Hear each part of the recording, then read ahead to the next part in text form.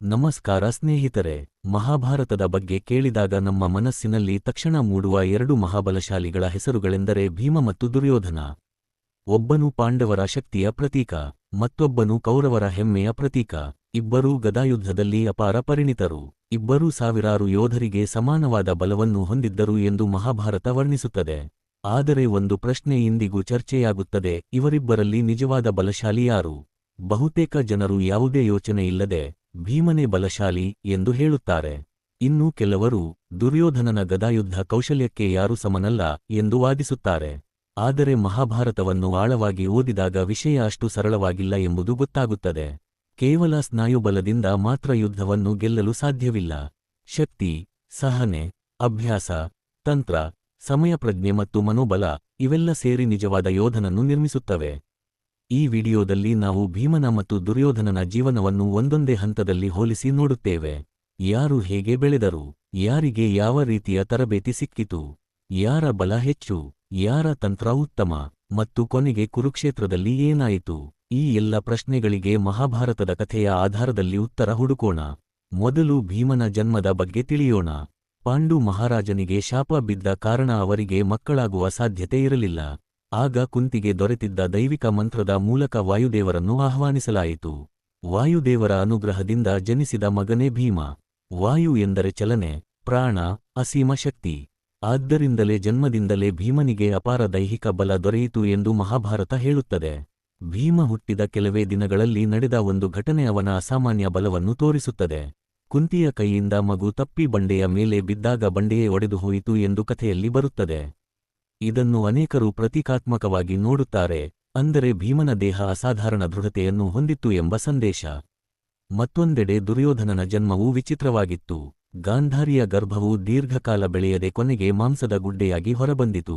ಮಹರ್ಷಿ ವ್ಯಾಸರ ಸೂಚನೆಯಂತೆ ಅದನ್ನು 100 ಭಾಗಗಳಾಗಿ ವಿಭಜಿಸಿ ಪಾತ್ರೆಗಳಲ್ಲಿ ಇಡಲಾಯಿತು. ಅವುಗಳಿಂದ ಕೌರವರು ಜನಿಸಿದರು. ಮೊದಲ ಮಗನೇ ದುರ್ಯೋಧನ. ಅವನು ಜನಿಸಿದಾಗಲೇ ಕತ್ತೆಗಳು ಕಿರುಚಿದವು, ಗಾಳಿಗಳು ಬಿರುಗಾಳಿಯಂತೆ ಬೀಸಿದವು, ಅಶುಭ ಸೂಚನೆಗಳು ಕಂಡವು ಎಂದು ಮಹಾಭಾರತ ಹೇಳುತ್ತದೆ. ಕೆಲವು ಹಿರಿಯರು ಅವನನ್ನು ರಾಜ್ಯದ ಅಪಾಯವೆಂದು ಎಚ್ಚರಿಸಿದ್ದರು. ಆದರೆ ಧೃತರಾಷ್ಟ್ರನು ಪುತ್ರಮೋಹದಿಂದ ಆ ಮಾತನ್ನು ಕೇಳಲಿಲ್ಲ. ಬಾಲ್ಯದಲ್ಲೇ ಭೀಮನಿಗೆ ಅಪಾರ ಆಹಾರ ಬೇಕಾಗುತ್ತಿತ್ತು. ಅವನು ಉಳಿದ ಮಕ್ಕಳಿಗಿಂತ ಹೆಚ್ಚು ಬಲಿಷ್ಠನಾಗಿದ್ದ. ಆಟವಾಡುವಾಗ ಕೌರವರನ್ನು ಸುಲಭವಾಗಿ ಸೋಲಿಸುತ್ತಿದ್ದ. ಇದರಿಂದ ದುರ್ಯೋಧನನ ಮನಸ್ಸಿನಲ್ಲಿ ಅಸೂಯೆ ಹುಟ್ಟಿತು. ಅದೇ ಅಸೂಯೆ ಮುಂದೆ ವೈರಾಗ್ಯವಾಗಿ ಬೆಳೆದಿತು. ಒಂದು ದಿನ ದುರ್ಯೋಧನನು ಭೀಮನಿಗೆ ವಿಷ ಬೆರೆಸಿದ ಆಹಾರವನ್ನು ನೀಡಿ ಕೊಲ್ಲಲು ಪ್ರಯತ್ನಿಸಿದನು. ವಿಷದಿಂದ ಅಸ್ವಸ್ಥನಾದ ಭೀಮನನ್ನು ಗಂಗೆಯಲ್ಲಿ ತಳ್ಳಿಸಲಾಯಿತು. ಆದರೆ ವಿಧಿ ಬೇರೆದ್ದೇ ಆಗಿತ್ತು. ನಾಗಲೋಕಕ್ಕೆ ಸೇರಿದ ಭೀಮನಿಗೆ ಅಲ್ಲಿ ನಾಗರ ವಿಷವೇ ಅವನ ದೇಹದಲ್ಲಿದ್ದ ವಿಷವನ್ನು ನಾಶಮಾಡಿತು. ನಂತರ ಅವನಿಗೆ ಅಮೃತ ಸಮಾನವಾದ ಬಲವರ್ಧಕ ಪಾನೀಯವನ್ನು ನೀಡಲಾಯಿತು. ಮಹಾಭಾರತದ ಪ್ರಕಾರ ಅದರ ಪರಿಣಾಮವಾಗಿ ಭೀಮನ ಶಕ್ತಿ ಇನ್ನಷ್ಟು ಹೆಚ್ಚಾಯಿತು. ಕೆಲವು ವರ್ಣನೆಗಳಲ್ಲಿ ಅವನಿಗೆ 1000 ಆನೆಗಳ ಬಲ ದೊರೆಯಿತು ಎಂದು ಹೇಳಲಾಗಿದೆ. ಇದನ್ನು ಕೇಳಿದಾಗ ಹಲವರು, ಹಾಗಾದರೆ ದುರ್ಯೋಧನನಿಗೆ ಯಾವುದೇ ವಿಶೇಷ ಶಕ್ತಿ ಇರಲಿಲ್ಲವೇ ಎಂದು ಕೇಳುತ್ತಾರೆ. ಉತ್ತರ: ಇತ್ತು, ಆದರೆ ಅದು ಭಿನ್ನವಾದ ರೂಪದಲ್ಲಿತ್ತು. ದುರ್ಯೋಧನನು ಜನ್ಮಸಿದ್ಧ ಬಲಕ್ಕಿಂತ ಕಠಿಣ ಅಭ್ಯಾಸಕ್ಕೆ ಹೆಚ್ಚು ಮಹತ್ವ ನೀಡಿದನು. ಅವನು ಪ್ರತಿದಿನ ಗಂಟೆಗಟ್ಟಲೆ ಗದಾಯುದ್ಧ ಅಭ್ಯಾಸ ಮಾಡುತ್ತಿದ್ದ. ಅವನ ದೇಹದ ಪ್ರತಿಯೊಂದು ಸ್ನಾಯುವೂ ಯುದ್ಧಕ್ಕೆ ಸಿದ್ಧವಾಗುವಂತೆ ತರಬೇತಿ ಪಡೆದಿತ್ತು. ಕಾಲಕ್ರಮೇಣ ಇಬ್ಬರೂ ಗುರು ದ್ರೋಣಾಚಾರ್ಯರ ಬಳಿ ವಿದ್ಯಾಭ್ಯಾಸ ಆರಂಭಿಸಿದರು. ಧನುರ್ವಿದ್ಯೆಯಲ್ಲಿ ಅರ್ಜುನ ಪ್ರಸಿದ್ಧನಾದರೆ, ಗದಾಯುದ್ಧದಲ್ಲಿ ಭೀಮ ಮತ್ತು ದುರ್ಯೋಧನ ಇಬ್ಬರು ವಿಶೇಷ ಪ್ರತಿಭೆ ತೋರಿದರು. ಇಬ್ಬರ ಸ್ಪರ್ಧೆ ದಿನದಿಂದ ದಿನಕ್ಕೆ ಹೆಚ್ಚುತ್ತಲೇ ಹೋಯಿತು. ನಂತರ ಇಬ್ಬರೂ ಶ್ರೀಬರಾಮರ ಬಳಿ ಗದಾಯುದ್ಧದ ವಿಶೇಷ ತರಬೇತಿಯನ್ನು ಪಡೆದರು. ಇಲ್ಲಿ ಒಂದು ಕುತೂಹಲಕಾರಿ ಸಂಗತಿ ಇದೆ. ಅನೇಕ ಪುರಾಣ ವ್ಯಾಖ್ಯಾನಗಳ ಪ್ರಕಾರ ಬಲರಾಮರು ದುರ್ಯೋಧನನ ತಂತ್ರ ಮತ್ತು ಶಿಸ್ತನ್ನು ಬಹಳ ಮೆಚ್ಚುತ್ತಿದ್ದರು. ಭೀಮನಿಗೆ ಅಪಾರ ಬಲವಿದ್ದರೂ ದುರ್ಯೋಧನನ ಕಾಲಿನ ಚಲನೆ, ಸಮತೋಲನ ಮತ್ತು ಗದಾಯುದ್ಧದ ನಿಯಮಪಾಲನೆ ಅತ್ಯುತ್ತಮವಾಗಿತ್ತು ಎಂದು ಹಲವು ಸಾಂಪ್ರದಾಯಿಕ ವ್ಯಾಖ್ಯಾನಗಳಲ್ಲಿ ಹೇಳಲಾಗಿದೆ. ಇಲ್ಲಿಯೇ ಮೊದಲ ದೊಡ್ಡ ಪ್ರಶ್ನೆ ಹುಟ್ಟುತ್ತದೆ: ಯುದ್ಧದಲ್ಲಿ ಕೇವಲ ಬಲ ಸಾಕೆ, ಅಥವಾ ತಂತ್ರವೂ ಅಷ್ಟೇ ಮುಖ್ಯವೇ? ಇದೇ ಪ್ರಶ್ನೆಗೆ ಉತ್ತರವೇ ಮುಂದಿನ ಕಥೆಯ ಕೇಂದ್ರಬಿಂದು. ಭೀಮನ ಬಲವನ್ನು ಕಂಡು ದುರ್ಯೋಧನ ಅಸೂಯೆಪಟ್ಟು ಅಭ್ಯಾಸವನ್ನು ಹೆಚ್ಚಿಸುತ್ತಿದ್ದ. ದುರ್ಯೋಧನನ ಕೌಶಲ್ಯವನ್ನು ಕಂಡು ಭೀಮನು ತನ್ನ ಬಲವನ್ನು ಇನ್ನಷ್ಟು ತೀಕ್ಷ್ಣಗೊಳಿಸುತ್ತಿದ್ದ. ಇವರಿಬ್ಬರ ನಡುವಿನ ಸ್ಪರ್ಧೆ ಕೇವಲ ವೈಯಕ್ತಿಕವಾಗಿರಲಿಲ್ಲ, ಅದು ಪಾಂಡವರು ಮತ್ತು ಕೌರವರ ನಡುವಿನ ಭವಿಷ್ಯದ ಮಹಾಯುದ್ಧದ ಮುನ್ನುಡಿಯಾಗಿತ್ತು. ಇದೇ ಹಂತದಲ್ಲಿ ಇಬ್ಬರು ಸಾಮಾನ್ಯ ರಾಜಕುಮಾರರಿಂದ ಮಹಾಯೋಧರಾಗಿ ರೂಪುಗೊಂಡರು.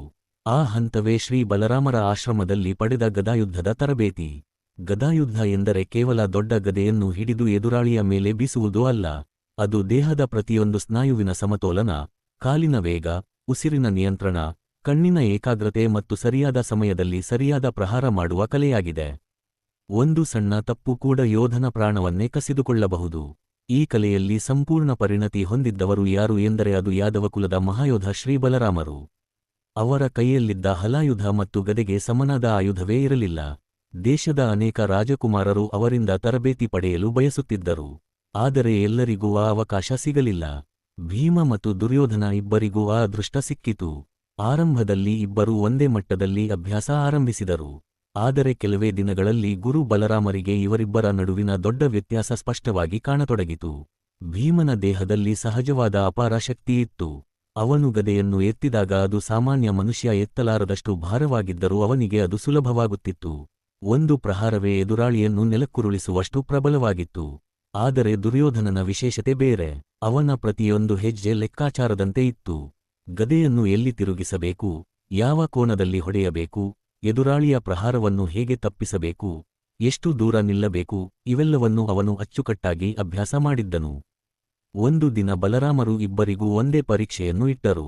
ದೊಡ್ಡ ಕಲ್ಲಿನ ಕಂಬವನ್ನು ಗದೆಯಿಂದ ಹೊಡೆಯುವಂತೆ ಹೇಳಿದರು. ಭೀಮನು ಮೊದಲೇ ಮುಂದೆ ಬಂದು ತನ್ನ ಸಂಪೂರ್ಣ ಶಕ್ತಿಯಿಂದ ಗದೆಯನ್ನು ಬೀಸಿದ. ಭಾರೀ ಸದ್ದು ಕೇಳಿಸಿತು. ಕಲ್ಲಿನ ಕಂಬದಲ್ಲಿ ಬಿರುಕು ಮೂಡಿತು.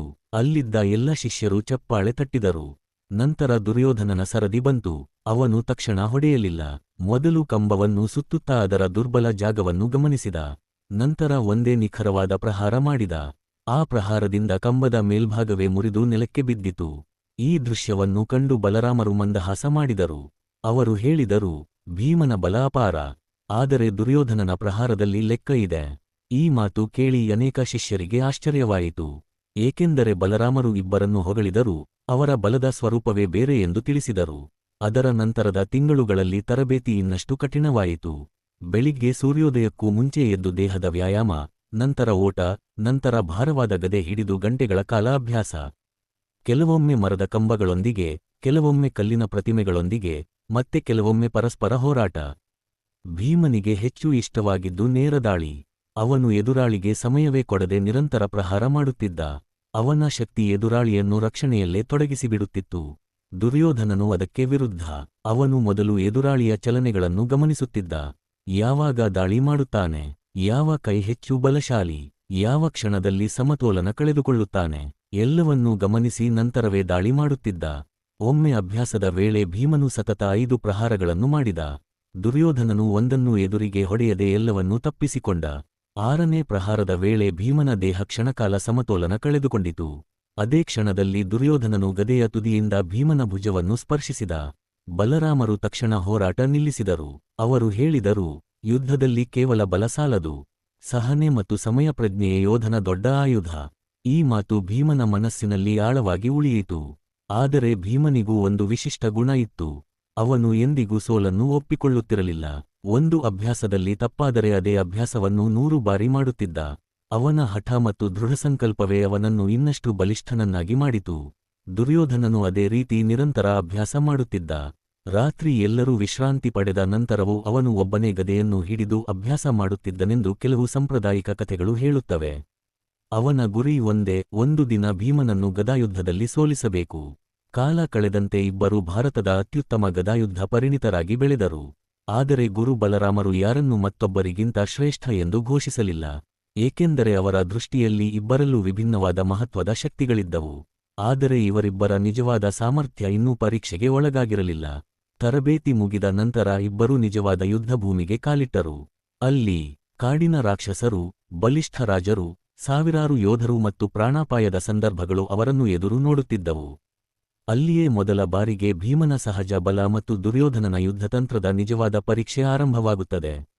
ಬಲರಾಮರ ಆಶ್ರಮದಲ್ಲಿ ತರಬೇತಿ ಮುಗಿದ ನಂತರ ಭೀಮ ಮತ್ತು ದುರ್ಯೋಧನ ಇಬ್ಬರ ಜೀವನವು ಹೊಸ ತಿರುವು ಪಡೆಯಿತು. ಈಗ ಅವರು ಕೇವಲ ರಾಜಕುಮಾರರಲ್ಲ, ದೇಶದ ಶ್ರೇಷ್ಠ ಯೋಧರಾಗುವ ಹಾದಿಯಲ್ಲಿ ನಿಂತಿದ್ದರು. ಆದರೆ ನಿಜವಾದ ಯೋಧನ ಶಕ್ತಿ ಅಭ್ಯಾಸದ ಮೈದಾನದಲ್ಲಿ ಅಲ್ಲ, ಜೀವಮರಣದ ಯುದ್ಧಭೂಮಿಯಲ್ಲಿ ಸಾಬೀತಾಗಬೇಕು. ಭೀಮನ ಜೀವನದಲ್ಲಿ ಮೊದಲ ದೊಡ್ಡ ಪರೀಕ್ಷೆ ಬಂದದ್ದು ಲಾಕ್ಷಾಗೃಹದ ಘಟನೆಯ ನಂತರ.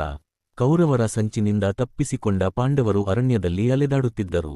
ಒಂದು ರಾತ್ರಿ ಅವರು ದಟ್ಟ ಕಾಡಿನಲ್ಲಿ ವಿಶ್ರಾಂತಿ ಪಡೆಯುತ್ತಿದ್ದಾಗ ಅಲ್ಲಿ ವಾಸಿಸುತ್ತಿದ್ದ ಭಯಾನಕ ರಾಕ್ಷಸ ಹಿಡಿಂಬನಿಗೆ ಮಾನವರ ವಾಸನೆ ತಟ್ಟಿತು.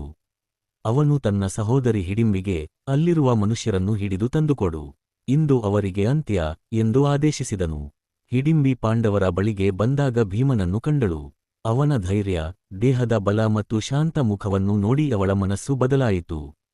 ತನ್ನ ಸಹೋದರನ ಉದ್ದೇಶವನ್ನು ಭೀಮನಿಗೆ ತಿಳಿಸಿ ಇಲ್ಲಿಂದ ತಕ್ಷಣ ಹೋಗುವಂತೆ ಬೇಡಿಕೊಂಡಳು. ಆದರೆ ಭೀಮ ಹಿಂದೆ ಸರಿಯುವವನಲ್ಲ. ನನ್ನ ಕುಟುಂಬ ನಿದ್ರಿಸುತ್ತಿದೆ, ಯಾರೂ ಅವರನ್ನು ಮುಟ್ಟಲು ಸಾಧ್ಯವಿಲ್ಲ ಎಂದು ದೃಢವಾಗಿ ಹೇಳಿದನು. ಸ್ವಲ್ಪ ಹೊತ್ತಿನಲ್ಲೇ ಹಿಡಿಂಬನು ಅಲ್ಲಿಗೆ ಬಂದು ಭೀಮನನ್ನು ಸವಾಲು ಹಾಕಿದನು. ಇಬ್ಬರ ನಡುವೆ ನಡೆದ ಹೋರಾಟ ಸಾಮಾನ್ಯ ಯುದ್ಧವಾಗಿರಲಿಲ್ಲ. ಮರಗಳು ಬೇರು ಸಮೇತ ಕಿತ್ತುಹೋಗುತ್ತಿದ್ದವು, ಬಂಡೆಗಳು ಚೂರಾಗುತ್ತಿದ್ದವು. ಇಬ್ಬರೂ ಒಬ್ಬರನ್ನೊಬ್ಬರು ನೆಲಕ್ಕೆ ಬೀಳಿಸಲು ಪ್ರಯತ್ನಿಸುತ್ತಿದ್ದರು. ಕೊನೆಗೆ ಭೀಮ ತನ್ನ ಅಪಾರ ದೈಹಿಕ ಶಕ್ತಿಯಿಂದ ಹಿಡಿಂಬನನ್ನು ನೆಲಕ್ಕುರುಳಿಸಿ ಸಂಹರಿಸಿದನು. ಈ ಘಟನೆಯು ಮಹಾಭಾರತದಲ್ಲಿ ಭೀಮನ ಮೊದಲ ದೊಡ್ಡ ಪರಾಕ್ರಮವಾಗಿ ಪರಿಗಣಿಸಲಾಗಿದೆ. ಇದು ಕೇವಲ ಒಬ್ಬ ರಾಕ್ಷಸನನ್ನು ಸೋಲಿಸಿದ ಕಥೆಯಲ್ಲ, ತನ್ನ ಕುಟುಂಬದ ರಕ್ಷಣೆಗೆ ಭೀಮ ಎಷ್ಟೇ ಬಲಿಷ್ಠ ಶತ್ರುವಿನ ಎದುರು ನಿಲ್ಲಬಲ್ಲನೆಂಬುದಕ್ಕೆ ಇದು ಮೊದಲ ಸಾಕ್ಷಿ. ಕೆಲವು ದಿನಗಳ ನಂತರ ಇನ್ನೊಂದು ಭಯಾನಕ ಘಟನೆ ನಡೆಯಿತು. ಪಾಂಡವರು ಏಕಚಕ್ರ ನಗರದಲ್ಲಿ ಬ್ರಾಹ್ಮಣರ ಮನೆಯಲ್ಲಿ ವಾಸಿಸುತ್ತಿದ್ದರು. ಆ ಊರಿನ ಜನರು ವರ್ಷಗಳಿಂದ ಬಕಾಸುರ ಎಂಬ ರಾಕ್ಷಸನ ಭಯದಲ್ಲಿ ಬದುಕುತ್ತಿದ್ದರು. ಪ್ರತಿದಿನ ಒಂದು ಬಂಡಿ ತುಂಬಾ ಆಹಾರ ಮತ್ತು ಅದನ್ನು ಕೊಂಡೊಯ್ಯುವ ಒಬ್ಬ ಮನುಷ್ಯನನ್ನು ಬಕಾಸುರನಿಗೆ ಕಳುಹಿಸಬೇಕಾಗುತ್ತಿತ್ತು. ಹೀಗೆ ಕಳುಹಿಸಿದ ವ್ಯಕ್ತಿ ಮತ್ತೆ ಬದುಕಿ ಹಿಂದಿರುಗುವುದೇ ಇರಲಿಲ್ಲ. ಒಂದು ದಿನ ಆ ಸರದಿ ತಮ್ಮ ಆತಿಥ್ಯ ನೀಡಿದ್ದ ಬ್ರಾಹ್ಮಣ ಕುಟುಂಬಕ್ಕೆ ಬಂತು. ಮನೆಯವರ ದುಃಖವನ್ನು ಕಂಡ ಕುಂತಿದೇವಿ, ನಮ್ಮ ಪರವಾಗಿ ಭೀಮ ಹೋಗುತ್ತಾನೆ ಎಂದು ಹೇಳಿದರು. ಭೀಮ ಆಹಾರದ ಬಂಡಿಯನ್ನು ತೆಗೆದುಕೊಂಡು ಹೊರಟನು. ಆದರೆ ಬಕಾಸುರನ ಬಳಿ ಹೋಗುವ ಮುನ್ನವೇ ಅವನು ಬಂಡಿಯಲ್ಲಿದ್ದ ಆಹಾರವನ್ನು ನಿಧಾನವಾಗಿ ಕುಳಿತು ತಿನ್ನಲು ಆರಂಭಿಸಿದ. ದೂರದಿಂದ ಇದನ್ನು ಕಂಡ ಬಕಾಸುರ ಕೋಪದಿಂದ ಗರ್ಜಿಸಿದ, ಅದು ನನ್ನ ಆಹಾರ, ನೀನು ಯಾರು? ಭೀಮ ಶಾಂತವಾಗಿ ಉತ್ತರಿಸಿದನು, ಮೊದಲು ನನಗೆ ಹಸಿವು ತೀರಬೇಕು, ನಂತರ ನಿನ್ನೊಂದಿಗೆ ಮಾತನಾಡುತ್ತೇನೆ. ಈ ಉತ್ತರ ಕೇಳಿದ ಬಕಾಸುರ ಆಕ್ರೋಶದಿಂದ ಭೀಮನ ಮೇಲೆ ದಾಳಿ ಮಾಡಿದನು. ತನ್ನ ಸಂಪೂರ್ಣ ಶಕ್ತಿಯಿಂದ ಹೊಡೆದರೂ ಭೀಮ ಅಚಲವಾಗಿ ನಿಂತಿದ್ದನು. ಬಳಿಕ ಇಬ್ಬರ ನಡುವೆ ನಡೆದ ಹೋರಾಟದಲ್ಲಿ ಭೀಮ ಅವನನ್ನು ಹಿಡಿದು ನೆಲಕ್ಕೆ ಅಪ್ಪಳಿಸಿ ಕೊನೆಗೆ ಸಂಹರಿಸಿದನು. ಏಕಚಕ್ರ ನಗರದ ಜನರು ವರ್ಷಗಳಿಂದ ಅನುಭವಿಸುತ್ತಿದ್ದ ಭಯ ಒಂದೇ ದಿನದಲ್ಲಿ ಕೊನೆಗೊಂಡಿತು. ಈ ಎರಡು ಘಟನೆಗಳು ಒಂದು ಸತ್ಯವನ್ನು ಸ್ಪಷ್ಟಪಡಿಸುತ್ತವೆ. ಭೀಮನ ಬಲ ಕೇವಲ ಯುದ್ಧ ಗೆಲ್ಲುವುದಕ್ಕಾಗಿರಲಿಲ್ಲ, ದುರ್ಬಲರನ್ನು ರಕ್ಷಿಸಲು, ಅನ್ಯಾಯವನ್ನು ತಡೆಯಲು ಮತ್ತು ಭಯವನ್ನು ನಿವಾರಿಸಲು ಬಳಸಲ್ಪಟ್ಟಿತು. ಇದೀಗ ಮತ್ತೊಂದು ಕಡೆ ದುರ್ಯೋಧನನ ಬದುಕನ್ನು ನೋಡೋಣ. ದುರ್ಯೋಧನನಿಗೆ ರಾಕ್ಷಸರೊಂದಿಗೆ ಹೋರಾಡುವ ಸಂದರ್ಭಗಳು ಭೀಮನಷ್ಟಾಗಿ ಬಂದಿಲ್ಲ. ಆದರೆ ಅವನು ರಾಜಕುಮಾರನಾಗಿ ಅನೇಕ ಸೈನಿಕ ತರಬೇತಿಗಳು, ರಾಜ್ಯ ರಕ್ಷಣೆ ಮತ್ತು ಗದಾಯುದ್ಧ ಸ್ಪರ್ಧೆಗಳಲ್ಲಿ ತನ್ನ ಸಾಮರ್ಥ್ಯವನ್ನು ತೋರಿಸುತ್ತಿದ್ದನು. ಅವನ ದೇಹವು ಭೀಮನಷ್ಟೇ ಬಲಿಷ್ಠವಾಗುವಂತೆ ಪ್ರತಿದಿನ ಕಠಿಣ ವ್ಯಾಯಾಮ ಮಾಡುತ್ತಿದ್ದನು. ಕಬ್ಬಿಣದ ಗದೆಯನ್ನು ಹಿಡಿದು ಗಂಟೆಗಳ ಕಾಲ ಅಭ್ಯಾಸ ಮಾಡುತ್ತಿದ್ದನೆಂದು ಹಲವು ಸಾಂಪ್ರದಾಯಿಕ ಕಥೆಗಳು ವಿವರಿಸುತ್ತವೆ. ಅವನ ಗುರಿ ಸ್ಪಷ್ಟವಾಗಿತ್ತು, ಒಂದು ದಿನ ಗದಾಯುದ್ಧದಲ್ಲಿ ಭೀಮನನ್ನು ಮೀರಬೇಕು. ದುರ್ಯೋಧನನ ಇನ್ನೊಂದು ದೊಡ್ಡ ಗುಣ ಆತ್ಮವಿಶ್ವಾಸ. ಯುದ್ಧದಲ್ಲಿ ಅವನು ಸುಲಭವಾಗಿ ಹೆದರುವವನಲ್ಲ, ಎಷ್ಟೇ ದೊಡ್ಡ ಯೋಧ ಎದುರಿದ್ದರೂ ಹಿಂದೆ ಸರಿಯುವುದಿಲ್ಲ. ಇದೇ ಗುಣವನ್ನು ಕುರುಕ್ಷೇತ್ರ ಯುದ್ಧದಲ್ಲೂ ನಾವು ನೋಡುತ್ತೇವೆ. ಆದರೆ ಇವರಿಬ್ಬರ ಸಾಧನೆಗಳನ್ನು ಹೋಲಿಸಿದಾಗ ಒಂದು ವ್ಯತ್ಯಾಸ ಗೋಚರಿಸುತ್ತದೆ. ಭೀಮನ ಪರಾಕ್ರಮಗಳು ಮಹಾಭಾರತದಲ್ಲಿ ಸ್ಪಷ್ಟ ಘಟನೆಗಳ ರೂಪದಲ್ಲಿ ವರ್ಣಿಸಲ್ಪಟ್ಟಿವೆ. ಹಿಡಿಂಬ, ಬಕಾಸುರ, ನಂತರ ಜರಾಸಂಧನಂತಹ ಮಹಾಬಲಶಾಲಿಗಳ ವಿರುದ್ಧದ ಹೋರಾಟಗಳು. ದುರ್ಯೋಧನನ ಬಲವನ್ನು ಮುಖ್ಯವಾಗಿ ಅವನ ತರಬೇತಿ, ಗದಾಯುದ್ಧ ಕೌಶಲ್ಯ ಮತ್ತು ನಂತರದ ಮಹಾಯುದ್ಧದ ಪ್ರದರ್ಶನದ ಮೂಲಕ ಅಳೆಯಲಾಗುತ್ತದೆ. ಇಲ್ಲಿಯವರೆಗೆ ನೋಡಿದರೆ ಕೇವಲ ದೈಹಿಕ ಬಲದ ವಿಷಯದಲ್ಲಿ ಭೀಮನಿಗೆ ಮೇಲುಗೈ ಇದೆ ಎನ್ನುವ ಭಾವನೆ ಮೂಡಬಹುದು. ಆದರೆ ಮಹಾಭಾರತದ ಕಥೆ ಇಲ್ಲಿ ದೊಡ್ಡ ತಿರುವು ಪಡೆಯುತ್ತದೆ. ಏಕೆಂದರೆ ಇನ್ನೂ ಒಬ್ಬ ಯೋಧನಿದ್ದಾನೆ, ಜರಾಸಂಧ. ಜರಾಸಂಧನು ಸಾಮಾನ್ಯ ರಾಜನಲ್ಲ, ಅವನು ನೂರಾರು ರಾಜರನ್ನು ಸೋಲಿಸಿ ಸೆರೆಹಿಡಿದಿದ್ದ ಮಹಾಸಾಮ್ರಾಟ. ಅವನ ದೇಹಕ್ಕೆ ವಿಚಿತ್ರವಾದ ವರವಿತ್ತು. ಅವನನ್ನು ಸೋಲಿಸುವುದು ಬಹುತೇಕ ಅಸಾಧ್ಯ ಎಂದು ಎಲ್ಲರೂ ನಂಬುತ್ತಿದ್ದರು. ಆ ಮಹಾಬಲಶಾಲಿಯ ಎದುರು ಭೀಮ ನಿಂತಾಗ ಏನಾಯಿತು? ಅದೇ ಸಮಯದಲ್ಲಿ ದುರ್ಯೋಧನ ತನ್ನ ಗದಾಯುದ್ಧ ಕೌಶಲ್ಯವನ್ನು ಎಷ್ಟು ಮಟ್ಟಿಗೆ ಬೆಳೆಸಿದ್ದ? ಈ ಎರಡೂ ಪ್ರಶ್ನೆಗಳ ಉತ್ತರವೇ ಭೀಮ ಮತ್ತು ದುರ್ಯೋಧನರಲ್ಲಿ ಯಾರು ನಿಜವಾದ ಬಲಶಾಲಿ ಎಂಬ ಚರ್ಚೆಗೆ ಹೊಸ ತಿರುವು ನೀಡುತ್ತದೆ. ಆದರೆ ಈಗ ಆರಂಭವಾಗಲಿರುವ ಅಧ್ಯಾಯವೇ ಮಹಾಭಾರತದ ಅತ್ಯಂತ ರೋಚಕ ಮತ್ತು ಮಹತ್ವದ ಘಟನೆಯೊಂದಾಗಿದೆ. ಏಕೆಂದರೆ ಈ ಬಾರಿ ಭೀಮನ ಎದುರಾಳಿ ಸಾಮಾನ್ಯ ರಾಕ್ಷಸನಲ್ಲ, ಭಾರತದ ಅತ್ಯಂತ ಭಯಾನಕ ಚಕ್ರವರ್ತಿಗಳಲ್ಲಿ ಒಬ್ಬನಾದ ಮಗಧದ ರಾಜ ಜರಾಸಂಧ. ಆ ಕಾಲದಲ್ಲಿ ಮಗಧ ಸಾಮ್ರಾಜ್ಯವು ಭಾರತದ ಅತ್ಯಂತ ಬಲಿಷ್ಠ ರಾಜ್ಯಗಳಲ್ಲಿ ಒಂದಾಗಿತ್ತು. ಅದರ ರಾಜಧಾನಿ ಗಿರಿವ್ರಜ ನಗರ. ಆ ರಾಜ್ಯದ ರಾಜ ಜರಾಸಂಧನು ಕೇವಲ ಶಕ್ತಿಶಾಲಿ ರಾಜನಲ್ಲ, ಯುದ್ಧದಲ್ಲಿ ಅಪರಾಜಿತನಾಗಿ ಪ್ರಸಿದ್ಧನಾಗಿದ್ದನು. ಅವನು ಅನೇಕ ರಾಜ್ಯಗಳನ್ನು ಜಯಿಸಿ 86ಕ್ಕೂ ಹೆಚ್ಚು ರಾಜರನ್ನು ಸೆರೆಹಿಡಿದಿದ್ದನು ಎಂದು ಮಹಾಭಾರತದಲ್ಲಿ ವರ್ಣಿಸಲಾಗಿದೆ. ಅವನ ಗುರಿ 100 ರಾಜರನ್ನು ಬಲಿಕೊಟ್ಟು ತನ್ನ ಮಹತ್ವವನ್ನು ಸ್ಥಾಪಿಸುವುದಾಗಿತ್ತು. ಅನೇಕ ರಾಜರು ಒಟ್ಟಾಗಿ ಯುದ್ಧ ಮಾಡಿದರೂ ಜರಾಸಂಧನನ್ನು ಸೋಲಿಸಲು ಸಾಧ್ಯವಾಗಿರಲಿಲ್ಲ. ಅವನ ಸೇನೆ ಅಪಾರವಾಗಿತ್ತು. ಅವನ ವೈಯಕ್ತಿಕ ಬಲವು ಅಸಾಧಾರಣವಾಗಿತ್ತು. ಆದರೆ ಅವನ ಅತ್ಯಂತ ದೊಡ್ಡ ರಹಸ್ಯ ಅವನ ಜನ್ಮದಲ್ಲೇ ಅಡಗಿತ್ತು. ಜರಾಸಂಧನು ಜನಿಸಿದಾಗ ಅವನ ದೇಹ 2 ಭಾಗಗಳಾಗಿತ್ತು. ಅವನ ತಂದೆ ಅದನ್ನು ಕಂಡು ದುಃಖದಿಂದ ಆ 2 ಭಾಗಗಳನ್ನು ಕಾಡಿನಲ್ಲಿ ಬಿಸಾಡಿದರು. ಆಗ ಜರ ಎಂಬ ರಾಕ್ಷಸಿ ಆ 2 ತುಂಡುಗಳನ್ನು ಒಂದಕ್ಕೊಂದು ಜೋಡಿಸಿದಳು. ತಕ್ಷಣವೇ ಆ ಮಗು ಜೀವಂತವಾಯಿತು. ಅದರಿಂದಲೇ ಅವನಿಗೆ ಜರಾಸಂಧ ಎಂಬ ಹೆಸರು ಬಂತು. ಈ ವಿಚಿತ್ರ ಜನ್ಮವೇ ಮುಂದೆ ಅವನನ್ನು ಸೋಲಿಸುವ ರಹಸ್ಯವೂ ಆಗುತ್ತದೆ. ಇದೇ ಸಮಯದಲ್ಲಿ ಧರ್ಮರಾಜ ಯುಧಿಷ್ಠಿರನು ರಾಜಸೂಯ ಯಾಗ ಮಾಡಲು ನಿರ್ಧರಿಸಿದನು. ಆದರೆ ಶ್ರೀಕೃಷ್ಣನು ಒಂದು ವಿಷಯ ಸ್ಪಷ್ಟವಾಗಿ ಹೇಳಿದರು.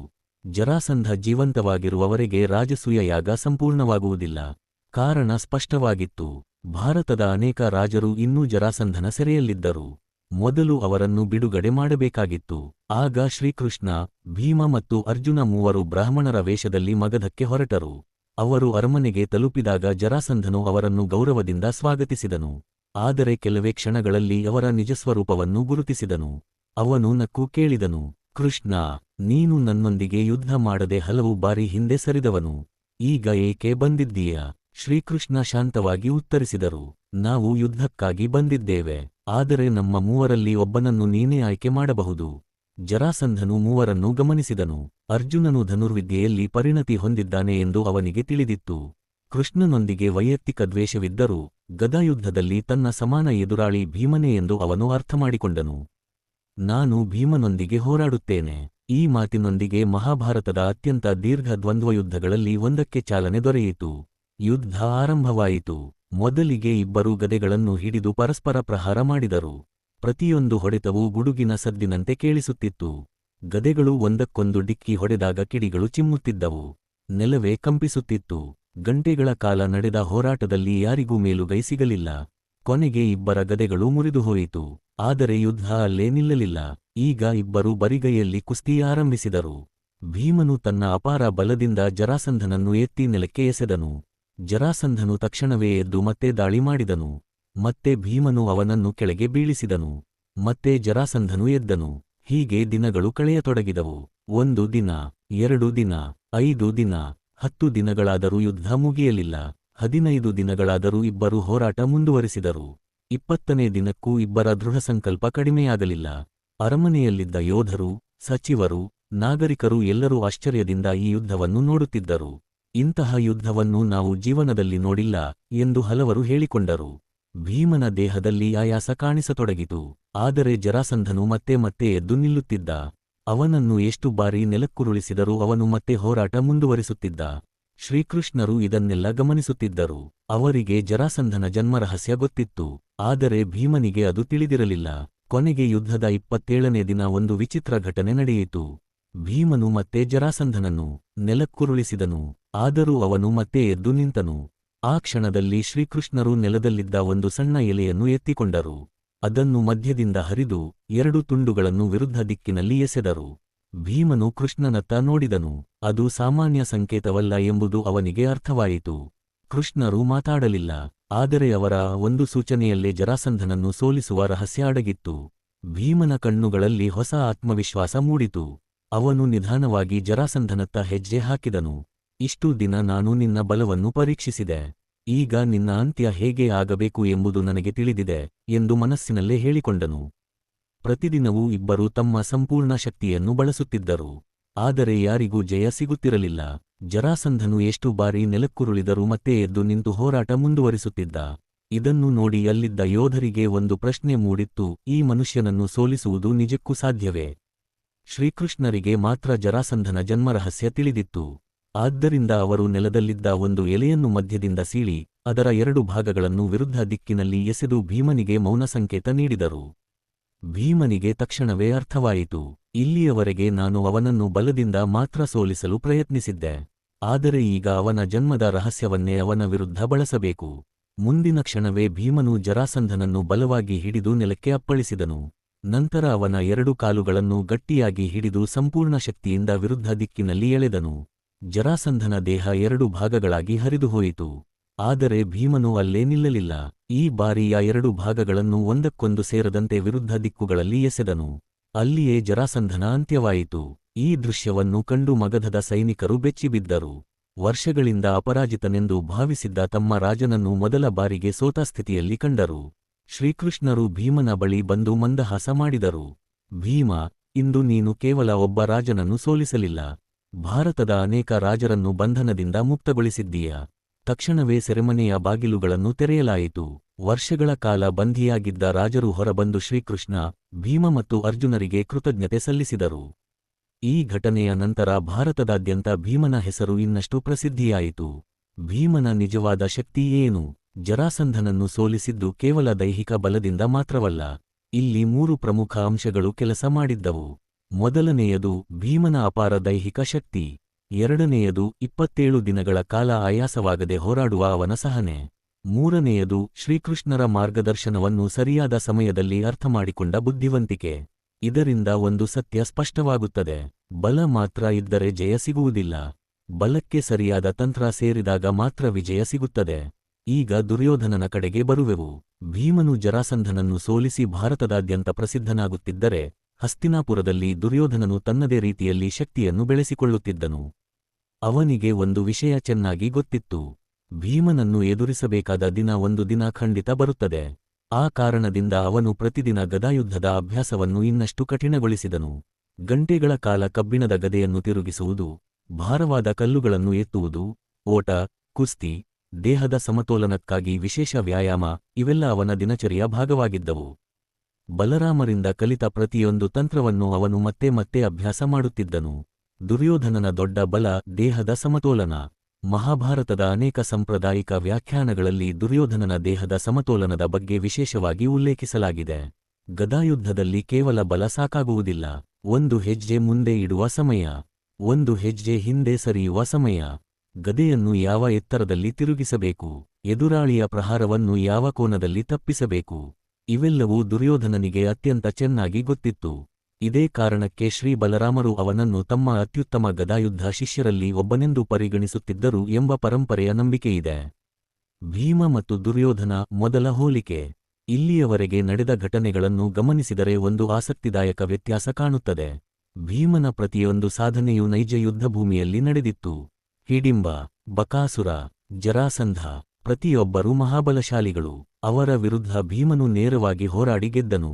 ದುರ್ಯೋಧನನ ಶಕ್ತಿ ಮುಖ್ಯವಾಗಿ ತರಬೇತಿ, ಕೌಶಲ್ಯ ಮತ್ತು ರಾಜಕುಮಾರನಾಗಿ ಬೆಳೆದ ಅನುಭವದಲ್ಲಿ ರೂಪುಗೊಂಡಿತ್ತು. ಇದರರ್ಥ ದುರ್ಯೋಧನ ದುರ್ಬಲನಾಗಿದ್ದನೆಂದಲ್ಲ, ಅವನು ಇನ್ನೂ ತನ್ನ ನಿಜವಾದ ಸಾಮರ್ಥ್ಯವನ್ನು ಜಗತ್ತಿಗೆ ತೋರಿಸುವ ಅವಕಾಶಕ್ಕಾಗಿ ಕಾಯುತ್ತಿದ್ದ. ಆ ಅವಕಾಶ ಕುರುಕ್ಷೇತ್ರ ಯುದ್ಧದಲ್ಲಿ ಬರಲಿದೆ. ಆದರೆ ಅದಕ್ಕೂ ಮೊದಲು ನಡೆದ ಒಂದು ಘಟನೆ ಇಬ್ಬರ ನಡುವಿನ ದ್ವೇಷವನ್ನು ಇನ್ನಷ್ಟು ಭೀಕರಗೊಳಿಸಿತು. ಅದೇ ಪ್ರಸಿದ್ಧ ದ್ಯೂತಸಭೆ. ಅಲ್ಲಿ ನಡೆದ ಅವಮಾನ, ಭೀಮನ ಭಯಾನಕ ಪ್ರತಿಜ್ಞೆ ಮತ್ತು ದುರ್ಯೋಧನನ ಅಹಂಕಾರ ಇವೆಲ್ಲವೇ ಮುಂದಿನ ಮಹಾಯುದ್ಧಕ್ಕೆ ಬೀಜ ಬಿತ್ತಿದವು. ಆ ದಿನ ಸಭೆಯ ಮಧ್ಯದಲ್ಲಿ ಭೀಮನು ಮಾಡಿದ ಒಂದು ಪ್ರತಿಜ್ಞೆ ಕುರುಕ್ಷೇತ್ರದ ಕೊನೆಯ ದಿನದವರೆಗೂ ಅವನ ಹೃದಯದಲ್ಲಿ ಉರಿಯುತ್ತಲೇ ಇತ್ತು: ದುರ್ಯೋಧನ, ನಿನ್ನ ತೊಡೆಯನ್ನು ನಾನು ಒಡೆಯದೆ ಬಿಡುವುದಿಲ್ಲ. ಈ ಒಂದು ವಾಕ್ಯವೇ ಮುಂದಿನ 18 ದಿನಗಳ ಮಹಾಯುದ್ಧದ ಅತ್ಯಂತ ದೊಡ್ಡ ಭಾವನಾತ್ಮಕ ಕ್ಷಣಕ್ಕೆ ಕಾರಣವಾಗುತ್ತದೆ. ಜರಾಸಂಧನ ಸಂಹಾರದ ನಂತರ ಪಾಂಡವರ ಕೀರ್ತಿ ಭಾರತದಾದ್ಯಂತ ಹರಡಿತು. ಅನೇಕ ರಾಜರು ಯುಧಿಷ್ಠಿರನನ್ನು ಧರ್ಮನಿಷ್ಠ ರಾಜನೆಂದು ಗೌರವಿಸಲು ಆರಂಭಿಸಿದರು. ರಾಜಸೂಯ ಯಾಗದ ಸಿದ್ಧತೆಗಳು ಭವ್ಯವಾಗಿ ಆರಂಭವಾದವು. ಎಲ್ಲ ದಿಕ್ಕುಗಳಿಂದ ರಾಜರು, ಋಷಿಗಳು, ಯೋಧರು ಮತ್ತು ಮಹಾಪುರುಷರು ಇಂದ್ರಪ್ರಸ್ಥಕ್ಕೆ ಆಗಮಿಸಿದರು. ಆ ಮಹೋತ್ಸವವನ್ನು ಕಂಡು ಸಂತೋಷಪಡಬೇಕಾದ ಒಬ್ಬ ವ್ಯಕ್ತಿಯ ಮನಸ್ಸಿನಲ್ಲಿ ಮಾತ್ರ ಅಸೂಯೆಯ ಬೆಂಕಿ ಉರಿಯುತ್ತಿತ್ತು. ಅವನೇ ದುರ್ಯೋಧನ. ಇಂದ್ರಪ್ರಸ್ಥದ ವೈಭವ, ಪಾಂಡವರ ಕೀರ್ತಿ ಮತ್ತು ಜನರ ಗೌರವವನ್ನು ಕಂಡು ಅವನ ಮನಸ್ಸು ಅಶಾಂತವಾಯಿತು. ವಿಶೇಷವಾಗಿ ಮಾಯಾಸಭೆಯ ಅದ್ಭುತ ನಿರ್ಮಾಣ ಅವನನ್ನು ಬೆರಗುಗೊಳಿಸಿತು. ಎಲ್ಲೆಲ್ಲಿ ನೀರಿದೆ, ಎಲ್ಲೆಲ್ಲಿ ನೆಲವಿದೆ ಎಂಬುದೇ ತಿಳಿಯದಷ್ಟು ವಿಚಿತ್ರವಾಗಿತ್ತು ಆ ಸಭೆ. ಒಂದು ಸ್ಥಳದಲ್ಲಿ ನೀರಿದೆ ಎಂದುಕೊಂಡು ತನ್ನ ವಸ್ತ್ರವನ್ನು ಮೇಲಕ್ಕೆತ್ತಿದನು. ಆದರೆ ಅಲ್ಲಿ ಗಟ್ಟಿಯಾದ ನೆಲವಿತ್ತು. ಮತ್ತೊಂದು ಕಡೆ ನೆಲವಿದೆ ಎಂದುಕೊಂಡು ಹೆಜ್ಜೆ ಇಟ್ಟನು. ಆದರೆ ಅದು ನೀರಿನ ಕೊಳವಾಗಿತ್ತು.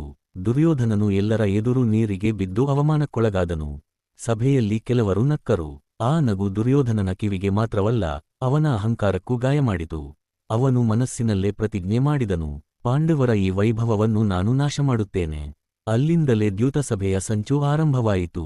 ಗಾಂಧಾರ ದೇಶದ ಕುತಂತ್ರಿ ಶಕುನಿ ದುರ್ಯೋಧನನ ಬಳಿ ಬಂದು ಹೇಳಿದನು, ಯುದ್ಧದಲ್ಲಿ ಅವರನ್ನು ಸೋಲಿಸುವುದು ಕಷ್ಟ, ಆದರೆ ಬುದ್ಧಿಯ ಆಟದಲ್ಲಿ ಅವರನ್ನು ಸೋಲಿಸಬಹುದು.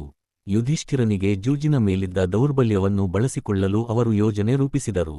ಹಸ್ತಿನಾಪುರದಲ್ಲಿ ಭವ್ಯವಾದ ದ್ಯೂತಸಭೆ ಏರ್ಪಡಿಸಲಾಯಿತು. ವಿದುರರು ಇದನ್ನು ವಿರೋಧಿಸಿದರು. ಭೀಷ್ಮರು ಮೌನವಾಗಿದ್ದರು. ದ್ರೋಣಾಚಾರ್ಯರು ಚಿಂತಿತರಾಗಿದ್ದರು. ಆದರೆ ಧೃತರಾಷ್ಟ್ರನು ಪುತ್ರಮೋಹದಿಂದ ಇದನ್ನು ತಡೆಯಲಿಲ್ಲ. ಯುಧಿಷ್ಠಿರನು ಆಹ್ವಾನವನ್ನು ಸ್ವೀಕರಿಸಿ ಸಭೆಗೆ ಬಂದನು. ಆಟ ಆರಂಭವಾಯಿತು. ಆದರೆ ಅದು ನ್ಯಾಯಯುತ ಆಟವಾಗಿರಲಿಲ್ಲ. ಶಕುನಿಯ ಪಾಶಗಳು ಅವನ ಇಚ್ಛೆಯಂತೆ ಬೀಳುತ್ತಿದ್ದವು. ಮೊದಲು ಯುಧಿಷ್ಠಿರನು ಚಿನ್ನ, ಬೆಳ್ಳಿ, ರತ್ನಗಳನ್ನು ಕಳೆದುಕೊಂಡನು. ನಂತರ ಆನೆಗಳು, ಕುದುರೆಗಳು, ರಥಗಳು, ಸೈನ್ಯ ಎಲ್ಲವೂ ಕೈತಪ್ಪಿದವು. ಆದರೂ ಆಟ ನಿಲ್ಲಲಿಲ್ಲ. ಒಂದೊಂದಾಗಿ ತನ್ನ ತಮ್ಮಂದಿರನ್ನೇ ಪಣಕ್ಕಿಟ್ಟು ಸೋತನು. ಮೊದಲು ನಕುಲ, ನಂತರ ಸಹದೇವ, ನಂತರ ಅರ್ಜುನ, ಕೊನೆಗೆ ಭೀಮ. ಸಭೆಯಲ್ಲಿ ಕುಳಿತಿದ್ದ ಭೀಮನ ಕಣ್ಣುಗಳಲ್ಲಿ ಕೋಪದ ಜ್ವಾಲೆ ಕಾಣಿಸುತ್ತಿತ್ತು. ಆದರೆ ಧರ್ಮರಾಜನ ಮಾತಿಗೆ ವಿರುದ್ಧವಾಗಿ ನಡೆಯುವವನಲ್ಲ ಅವನು. ಅದರಿಂದ ಮೌನವಾಗಿ ಕುಳಿತಿದ್ದನು. ಕೊನೆಗೆ ಯುಧಿಷ್ಠಿರನು ತನ್ನನ್ನೇ ಸೋತನು. ಆದರೂ ಶಕುನಿ ನಿಲ್ಲಲಿಲ್ಲ. ಅವನು ಕೇಳಿದನು, ಇನ್ನೂ ಒಂದು ಅಮೂಲ್ಯವಾದ ವಸ್ತು ನಿನ್ನ ಬಳಿ ಇದೆ. ಅದು ದ್ರೌಪದಿ. ಸಭೆಯಲ್ಲಿದ್ದ ಅನೇಕ ಮಹನೀಯರು ತಲೆತಗ್ಗಿಸಿದರು. ಯುಧಿಷ್ಠಿರನು ದ್ರೌಪದಿಯನ್ನು ಪಣಕ್ಕಿಟ್ಟು ಸೋತನು. ದುರ್ಯೋಧನನ ಮುಖದಲ್ಲಿ ಕ್ರೂರ ನಗು ಮೂಡಿತು. ದುಃಶಾಸನ, ಹೋಗಿ ದ್ರೌಪದಿಯನ್ನು ಸಭೆಗೆ ಎಳೆದುಕೊಂಡು ಬಾ. ದುಃಶಾಸನನು ದ್ರೌಪದಿಯನ್ನು ಬಲವಂತವಾಗಿ ಸಭೆಗೆ ಕರೆತಂದನು. ದ್ರೌಪದಿ ಸಭೆಯ ಮಧ್ಯದಲ್ಲಿ ನಿಂತು ಒಂದು ಪ್ರಶ್ನೆ ಕೇಳಿದಳು. ಮೊದಲು ತನ್ನನ್ನೇ ಸೋತ ವ್ಯಕ್ತಿಗೆ ನನ್ನನ್ನು ಪಣಕ್ಕಿಡುವ ಹಕ್ಕು ಇತ್ತೇ? ಆ ಪ್ರಶ್ನೆಗೆ ಸಭೆಯಲ್ಲಿ ಯಾರೂ ಉತ್ತರ ಕೊಡಲಿಲ್ಲ. ಭೀಷ್ಮರು ಧರ್ಮದ ಸೂಕ್ಷ್ಮತೆಯನ್ನು ಉಲ್ಲೇಖಿಸಿದರು. ದ್ರೋಣರು ಮೌನವಾಗಿದ್ದರು. ಕೃಪಾಚಾರ್ಯರು ಮಾತನಾಡಲಿಲ್ಲ. ವಿದುರರು ಮಾತ್ರ ಈ ಅನ್ಯಾಯವನ್ನು ವಿರೋಧಿಸಿದರು. ಆದರೆ ಅವರ ಮಾತನ್ನು ಯಾರೂ ಕೇಳಲಿಲ್ಲ. ಇದೇ ಸಮಯದಲ್ಲಿ ದುರ್ಯೋಧನನು ತನ್ನ ಅಹಂಕಾರದ ಪರಾಕಾಷ್ಠೆಯನ್ನು ತೋರಿಸಿದನು. ಅವನು ತನ್ನ ತೊಡೆಯ ಮೇಲೆ ಕೈ ಹೊಡೆದು ದ್ರೌಪದಿಯತ್ತ ನೋಡುತ್ತಾ ಅವಮಾನಕರವಾಗಿ ಕುಳಿತುಕೊಳ್ಳುವಂತೆ ಸೂಚಿಸಿದನು. ಈ ದೃಶ್ಯವನ್ನು ಕಂಡ ಭೀಮನ ದೇಹವೇ ನಡುಗಿತು. ಅವನ ಕಣ್ಣುಗಳು ಕೆಂಪಾದವು. ಕೈಗಳ ನರಗಳು ಉಬ್ಬಿಕೊಂಡವು. ಇನ್ನೊಂದು ಕ್ಷಣವೂ ತಾಳಿಕೊಳ್ಳಲಾಗದಷ್ಟು ಕೋಪ ಅವನಲ್ಲಿ ಉಕ್ಕಿ ಹರಿಯುತ್ತಿತ್ತು. ಆದರೆ ಅವನು ಬಂಧಿಯಾಗಿದ್ದನು. ಆ ಸಮಯದಲ್ಲಿ ದುಃಶಾಸನನು ದ್ರೌಪದಿಯ ವಸ್ತ್ರಾಪಹರಣಕ್ಕೆ ಮುಂದಾದನು. ದ್ರೌಪದಿ ಶ್ರೀಕೃಷ್ಣರನ್ನು ಪ್ರಾರ್ಥಿಸಿದಳು. ಅವರ ಕೃಪೆಯಿಂದ ಅವಳ ವಸ್ತ್ರ ಅನಂತವಾಗಿ ಹೆಚ್ಚುತ್ತಾ ಹೋಯಿತು. ದುಃಶಾಸನನು ಎಷ್ಟೇ ಎಳೆದರೂ ಅದು ಮುಗಿಯಲಿಲ್ಲ. ಕೊನೆಗೆ ಅವನು ಆಯಾಸಗೊಂಡು ಕುಸಿದು ಬಿದ್ದನು. ಸಭೆಯಲ್ಲಿ ಕುಳಿತಿದ್ದ ಎಲ್ಲರೂ ಈ ದೈವಿಕ ಅದ್ಭುತವನ್ನು ನೋಡಿ ಬೆಚ್ಚಿಬಿದ್ದರು. ಆ ಕ್ಷಣದಲ್ಲಿ ಭೀಮನು ತನ್ನ ಜೀವನದ ಅತ್ಯಂತ ಭಯಾನಕ ಪ್ರತಿಜ್ಞೆ ಮಾಡಿದನು. ಅವನು ಗರ್ಜಿಸಿದನು, ದುಃಶಾಸನ, ಯುದ್ಧಭೂಮಿಯಲ್ಲಿ ನಿನ್ನ ಎದೆಯನ್ನು ಸೀಳಿ ನಿನ್ನ ರಕ್ತವನ್ನು ನಾನು ಕುಡಿಯುತ್ತೇನೆ. ನಂತರ ದುರ್ಯೋಧನನತ್ತ ತಿರುಗಿ ಮತ್ತೊಂದು ಪ್ರತಿಜ್ಞೆ ಮಾಡಿದನು. ದುರ್ಯೋಧನ, ಇಂದು ನೀನು ತೋರಿಸಿದ ಈ ತೊಡೆಯನ್ನು ನಾನು ಗದೆಯಿಂದ ಪುಡಿಪುಡಿ ಮಾಡುತ್ತೇನೆ. ಇದು ಭೀಮನ ಶಪಥ. ಆ ಮಾತು ಕೇಳಿ ಸಭೆಯಲ್ಲಿ ಭಯಾನಕ ಮೌನ ಆವರಿಸಿತು. ಇದು ಸಾಮಾನ್ಯ ಕೋಪದ ಮಾತಲ್ಲ. ಭೀಮನ ಪ್ರತಿಜ್ಞೆ ಎಂದರೆ ಅದು ಒಂದು ದಿನ ನಿಜವಾಗಿಯೇ ನೆರವೇರುತ್ತದೆ ಎಂಬುದು ಎಲ್ಲರಿಗೂ ಗೊತ್ತಿತ್ತು. ಆ ದಿನದಿಂದ ಭೀಮ ಮತ್ತು ದುರ್ಯೋಧನರ ನಡುವಿನ ವೈಷಮ್ಯ ಕೇವಲ ರಾಜ್ಯಕ್ಕಾಗಿ ಉಳಿಯಲಿಲ್ಲ. ಅದು ಗೌರವ, ಕುಟುಂಬ, ನ್ಯಾಯ ಮತ್ತು ಪ್ರತಿಜ್ಞೆಯ ಯುದ್ಧವಾಗಿ ಮಾರ್ಪಟ್ಟಿತು. ಕುರುಕ್ಷೇತ್ರದಲ್ಲಿ ನಡೆದ ಅಂತಿಮ ಗದಾಯುದ್ಧದ ಪ್ರತಿಯೊಂದು ಪ್ರಹಾರದ ಹಿಂದೆ ಈ ದ್ಯೂತಸಭೆಯ ನೆನಪು ಉರಿಯುತ್ತಿತ್ತು. ದ್ಯೂತಸಭೆಯಲ್ಲಿ ನಡೆದ ಅವಮಾನದಿಂದ ಪಾಂಡವರ ಜೀವನ ಸಂಪೂರ್ಣ ಬದಲಾಯಿತು. ರಾಜ್ಯ, ಸಂಪತ್ತು, ಅರಮನೆ, ಗೌರವ ಎಲ್ಲವನ್ನೂ ಕಳೆದುಕೊಂಡ ಅವರು 12 ವರ್ಷಗಳ ವನವಾಸ ಮತ್ತು 1 ವರ್ಷದ ಅಜ್ಞಾತವಾಸವನ್ನು ಸ್ವೀಕರಿಸಿದರು. ಹಸ್ತಿನಾಪುರದ ಅರಮನೆ ಬಿಟ್ಟು ಅರಣ್ಯದತ್ತ ಹೊರಟಾಗ ಭೀಮನ ಮನಸ್ಸಿನಲ್ಲಿ ಒಂದೇ ಒಂದು ಬೆಂಕಿ ಉರಿಯುತ್ತಿತ್ತು. ದುರ್ಯೋಧನ, ನಾನು ಮಾಡಿದ ಪ್ರತಿಜ್ಞೆಯನ್ನು ಎಂದಿಗೂ ಮರೆಯುವುದಿಲ್ಲ. ಅರಣ್ಯದ ಜೀವನ ಪಾಂಡವರಿಗೆ ಕಷ್ಟಕರವಾಗಿತ್ತು. ಉರಿಯುವ ಬಿಸಿಲು, ಭಾರೀ ಮಳೆ, ಕಾಡುಪ್ರಾಣಿಗಳು, ಆಹಾರದ ಕೊರತೆ, ಪ್ರತಿದಿನವೂ ಹೊಸ ಪರೀಕ್ಷೆ ಎದುರಾಗುತ್ತಿತ್ತು. ಆದರೆ ಈ ಕಷ್ಟಗಳು ಭೀಮನನ್ನು ದುರ್ಬಲನಾಗಿಸಲಿಲ್ಲ.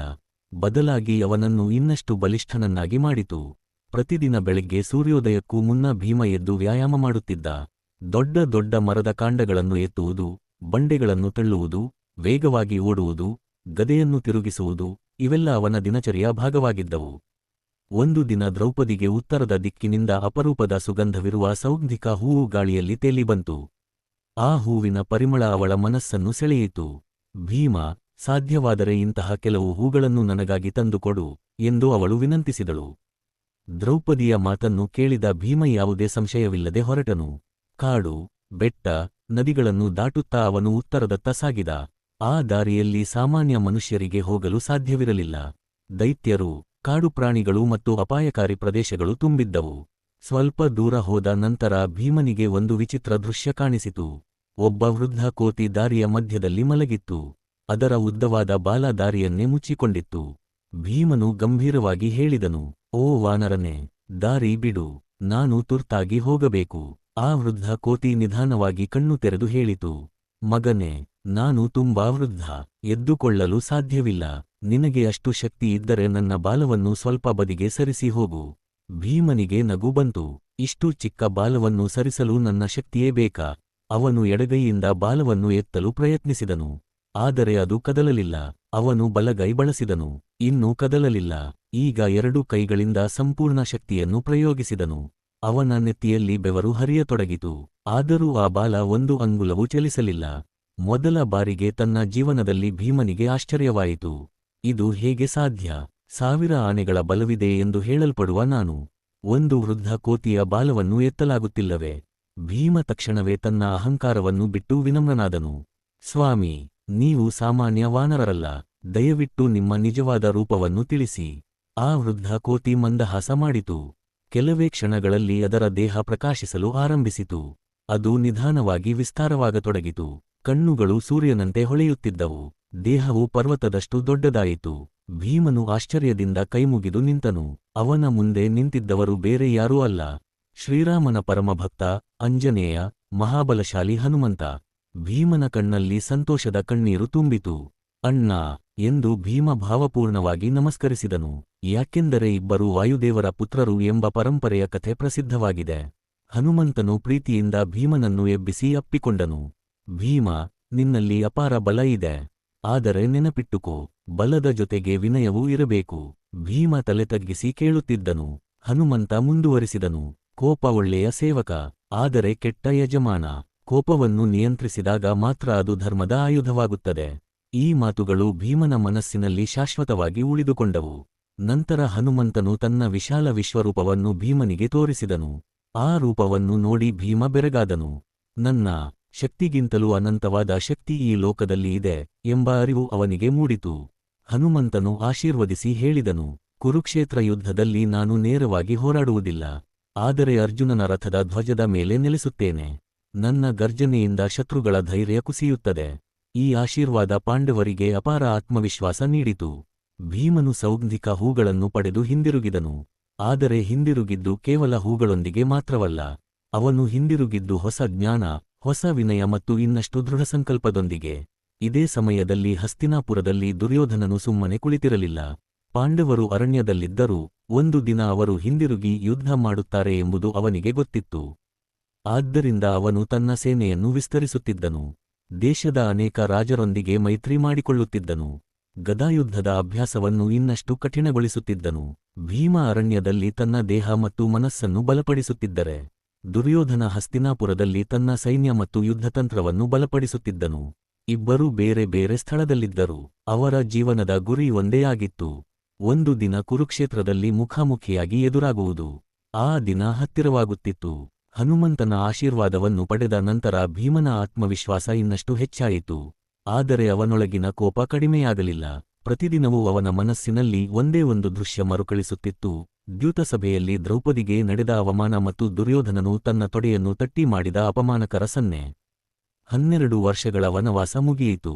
ನಂತರ ಪಾಂಡವರು 1 ವರ್ಷದ ಅಜ್ಞಾತವಾಸವನ್ನು ವಿರಾಟರಾಜನ ರಾಜ್ಯದಲ್ಲಿ ಯಶಸ್ವಿಯಾಗಿ ಪೂರ್ಣಗೊಳಿಸಿದರು. ನಿಗದಿತ ಅವಧಿ ಮುಗಿದ ನಂತರ ಅವರು ಮತ್ತೆ ತಮ್ಮ ನಿಜವಾದ ರೂಪದಲ್ಲಿ ಹೊರಬಂದರು. ಈಗ ಧರ್ಮದ ಪ್ರಕಾರ ಇಂದ್ರಪ್ರಸ್ಥ ರಾಜ್ಯವನ್ನು ಅವರಿಗೆ ಹಿಂದಿರುಗಿಸಬೇಕಾಗಿತ್ತು.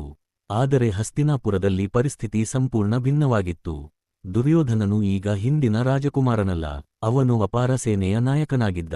ಅವನ ಸುತ್ತ ಕರ್ಣ, ಶಕುನಿ, ದುಶಾಸನ ಮತ್ತು ಅನೇಕ ಬಲಿಷ್ಠ ರಾಜರು ನಿಂತಿದ್ದರು. ಪಾಂಡವರು ತಮ್ಮ ಹಕ್ಕನ್ನು ಕೇಳಿದರು, ಮೊದಲು ಶಾಂತಿಯುತವಾಗಿ, ನಂತರ ಹಿರಿಯರ ಮೂಲಕ, ಕೊನೆಗೆ ಶ್ರೀಕೃಷ್ಣರನ್ನೇ ದೂತರಾಗಿ ಕಳುಹಿಸಿದರು. ಶ್ರೀಕೃಷ್ಣರು ಹಸ್ತಿನಾಪುರದ ಸಭೆಗೆ ಬಂದಾಗ ಭೀಷ್ಮ, ದ್ರೋಣ, ಕೃಪಾಚಾರ್ಯ, ವಿದುರ ಹಾಗೂ ಧೃತರಾಷ್ಟ್ರರು ಅವರಿಗೆ ಗೌರವದಿಂದ ಸ್ವಾಗತಿಸಿದರು. ಸಭೆಯಲ್ಲಿ ಶ್ರೀಕೃಷ್ಣರು ದುರ್ಯೋಧನನತ್ತ ನೋಡಿ ಶಾಂತವಾಗಿ ಹೇಳಿದರು, ದುರ್ಯೋಧನ, ಯುದ್ಧ ಯಾರಿಗೂ ಒಳ್ಳೆಯದಲ್ಲ. ಲಕ್ಷಾಂತರ ಯೋಧರು ಪ್ರಾಣ ಕಳೆದುಕೊಳ್ಳುತ್ತಾರೆ. ರಾಜ್ಯಕ್ಕಾಗಿ ಸಹೋದರರು ಪರಸ್ಪರ ಹೋರಾಡುವುದು ಧರ್ಮವಲ್ಲ. ಸಭೆಯಲ್ಲಿ ಸಂಪೂರ್ಣ ಮೌನ ಆವರಿಸಿತು. ನಂತರ ಶ್ರೀಕೃಷ್ಣರು ಮತ್ತೊಂದು ಸಲಹೆ ನೀಡಿದರು. ಪಾಂಡವರಿಗೆ ಸಂಪೂರ್ಣ ರಾಜ್ಯ ಬೇಡ, 5 ಗ್ರಾಮಗಳನ್ನು ಕೊಡು. ಅಷ್ಟರಿಂದಲೇ ಈ ಯುದ್ಧವನ್ನು ತಪ್ಪಿಸಬಹುದು. ಇದು ಅತ್ಯಂತ ನ್ಯಾಯಯುತವಾದ ಬೇಡಿಕೆ. ಆದರೆ ದುರ್ಯೋಧನನ ಅಹಂಕಾರ ಈಗಾಗಲೇ ಅವನ ವಿವೇಕವನ್ನು ಮೀರಿತ್ತು. ಅವನು ಎದ್ದು ನಿಂತು ಗರ್ವದಿಂದ ಹೇಳಿದನು, ಸೂಜಿಯ ತುದಿಯಷ್ಟು ಭೂಮಿಯನ್ನು ನಾನು ಪಾಂಡವರಿಗೆ ಕೊಡುವುದಿಲ್ಲ. ಈ ಮಾತು ಕೇಳಿದ ಭೀಷ್ಮರು ಕಣ್ಣು ಮುಚ್ಚಿದರು. ವಿದುರರು ತಲೆ ತಗ್ಗಿಸಿದರು. ಧೃತರಾಷ್ಟ್ರನು ಆತಂಕಗೊಂಡನು. ಆದರೆ ದುರ್ಯೋಧನ ತನ್ನ ನಿರ್ಧಾರವನ್ನು ಬದಲಿಸಲಿಲ್ಲ. ಅಷ್ಟೇ ಅಲ್ಲ, ಕೆಲವು ಮಹಾಭಾರತ ಸಂಪ್ರದಾಯಗಳ ಪ್ರಕಾರ ದುರ್ಯೋಧನನು ಶ್ರೀಕೃಷ್ಣರನ್ನೇ ಬಂಧಿಸುವ ಯೋಚನೆಯನ್ನು ಮಾಡಿದನೆಂದು ವರ್ಣಿಸಲಾಗಿದೆ. ಆ ಕ್ಷಣದಲ್ಲಿ ಶ್ರೀಕೃಷ್ಣರು ತಮ್ಮ ವಿಶ್ವರೂಪವನ್ನು ಪ್ರದರ್ಶಿಸಿದರು. ಸಭೆಯಲ್ಲಿದ್ದ ಎಲ್ಲರೂ ಬೆರಗಾದರು. ಅಸಂಖ್ಯಾತ ಮುಖಗಳು, ಅಸಂಖ್ಯಾತ ಭುಜಗಳು, ಅನಂತ ಪ್ರಕಾಶ, ದೇವತೆಗಳು, ಲೋಕಗಳು, ಕಾಲವೇ ಅವರೊಳಗೆ ಕಾಣಿಸುತ್ತಿತ್ತು. ದುರ್ಯೋಧನನು ಮಾತ್ರ ಅದನ್ನು ಒಪ್ಪಲಿಲ್ಲ. ಅವನ ಮನಸ್ಸು ಅಹಂಕಾರದಿಂದ ಸಂಪೂರ್ಣ ಮುಚ್ಚಲ್ಪಟ್ಟಿತ್ತು. ಶ್ರೀಕೃಷ್ಣರು ಪಾಂಡವರ ಬಳಿಗೆ ಹಿಂದಿರುಗಿ ಒಂದು ಮಾತು ಹೇಳಿದರು. ಈಗ ಯುದ್ಧವನ್ನು ತಪ್ಪಿಸಲು ಸಾಧ್ಯವಿಲ್ಲ. ಕುರುಕ್ಷೇತ್ರದ ಸಿದ್ಧತೆ. ಇಡೀ ಭಾರತ 2 ಭಾಗಗಳಾಯಿತು. ಒಂದು ಕಡೆ ಪಾಂಡವರು, ಮತ್ತೊಂದು ಕಡೆ ಕೌರವರು. ಪ್ರತಿ ರಾಜ್ಯವು ಯಾರ ಪರ ಹೋರಾಡಬೇಕು ಎಂಬ ನಿರ್ಧಾರ ತೆಗೆದುಕೊಂಡಿತು. ಈ ಸಮಯದಲ್ಲಿ ದುರ್ಯೋಧನ ಮತ್ತು ಅರ್ಜುನ ಇಬ್ಬರೂ ಒಂದೇ ದಿನ ದ್ವಾರಕೆಗೆ ತೆರಳಿದರು. ಅವರ ಉದ್ದೇಶ ಒಂದೇ, ಶ್ರೀಕೃಷ್ಣರ ಸಹಾಯ ಪಡೆಯುವುದು. ಶ್ರೀಕೃಷ್ಣರು ವಿಶ್ರಾಂತಿ ಪಡೆಯುತ್ತಿದ್ದರು. ದುರ್ಯೋಧನನು ಅವರ ತಲೆಯ ಬಳಿಯಲ್ಲಿ ಕುಳಿತನು. ಅರ್ಜುನನು ಅವರ ಪಾದಗಳ ಬಳಿ ಕೈಮುಗಿದು ನಿಂತನು. ಶ್ರೀಕೃಷ್ಣರು ಕಣ್ಣು ತೆರೆದಾಗ ಮೊದಲು ಅರ್ಜುನನನ್ನು ನೋಡಿದರು. ನಂತರ ದುರ್ಯೋಧನನತ್ತ ತಿರುಗಿದರು. ಅವರು ಹೇಳಿದರು, ಒಂದು ಕಡೆ ನನ್ನ ನಾರಾಯಣಿ ಸೇನೆ, ಇನ್ನೊಂದು ಕಡೆ ನಾನು, ಆದರೆ ನಾನು ಯಾವುದೇ ಆಯುಧ ಹಿಡಿಯುವುದಿಲ್ಲ. ಅರ್ಜುನನು ಕ್ಷಣವೂ ಯೋಚಿಸದೆ ಹೇಳಿದರು, ನನಗೆ ನೀವೇ ಸಾಕು. ದುರ್ಯೋಧನನು ಸಂತೋಷದಿಂದ ನಕ್ಕನು. ಹಾಗಾದರೆ ನನಗೆ ನಿಮ್ಮ ಸಂಪೂರ್ಣ ಸೇನೆ ಬೇಕು. ಅವನಿಗೆ ತನ್ನ ದೊಡ್ಡ ಜಯ ಸಿಕ್ಕಂತಾಯಿತು. ಆದರೆ ಶ್ರೀಕೃಷ್ಣರು ಮಂದಹಾಸ ಮಾಡಿದರು. ಏಕೆಂದರೆ ಅವರಿಗೆ ಗೊತ್ತಿತ್ತು, ಯುದ್ಧದಲ್ಲಿ ಕೇವಲ ಸೇನೆ ಸಾಕಾಗುವುದಿಲ್ಲ. ಸರಿಯಾದ ಮಾರ್ಗದರ್ಶನವೇ ವಿಜಯದ ನಿಜವಾದ ಕೀಲಿಕೈ. ಭೀಮನ ಪ್ರತಿಜ್ಞೆ ಇನ್ನಷ್ಟು ಗಟ್ಟಿಯಾಯಿತು. ಯುದ್ಧದ ಸಿದ್ಧತೆ ನಡೆಯುತ್ತಿದ್ದಾಗ ಭೀಮನು ತನ್ನ ಗದೆಯನ್ನು ಮತ್ತೆ ಕೈಗೆತ್ತಿಕೊಂಡನು. ಅದು ಕೇವಲ ಒಂದು ಆಯುಧವಾಗಿರಲಿಲ್ಲ, ಅದು ಅವನ ಪ್ರತಿಜ್ಞೆಯ ಸಂಕೇತವಾಗಿತ್ತು. ಪ್ರತಿದಿನ ಅವನು ಗದೆಯನ್ನು ತಿರುಗಿಸುತ್ತಿದ್ದ. ಪ್ರತಿಯೊಂದು ಪ್ರಹಾರದಲ್ಲೂ ಅವನ ಮನಸ್ಸಿನಲ್ಲಿ ದುರ್ಯೋಧನನ ಮುಖವೇ ಕಾಣಿಸುತ್ತಿತ್ತು. ಒಂದು ದಿನ ಅರ್ಜುನನು ಕೇಳಿದನು, ಭೀಮ, ಇನ್ನೂ ಅದೇ ಕೋಪ ನಿನ್ನೊಳಗಿದೆಯೇ? ಭೀಮ ಶಾಂತವಾಗಿ ಉತ್ತರಿಸಿದನು, ಕೋಪವಲ್ಲ ಅಣ್ಣ, ಅದು ಧರ್ಮಕ್ಕಾಗಿ ಮಾಡಿದ ಶಪಥ.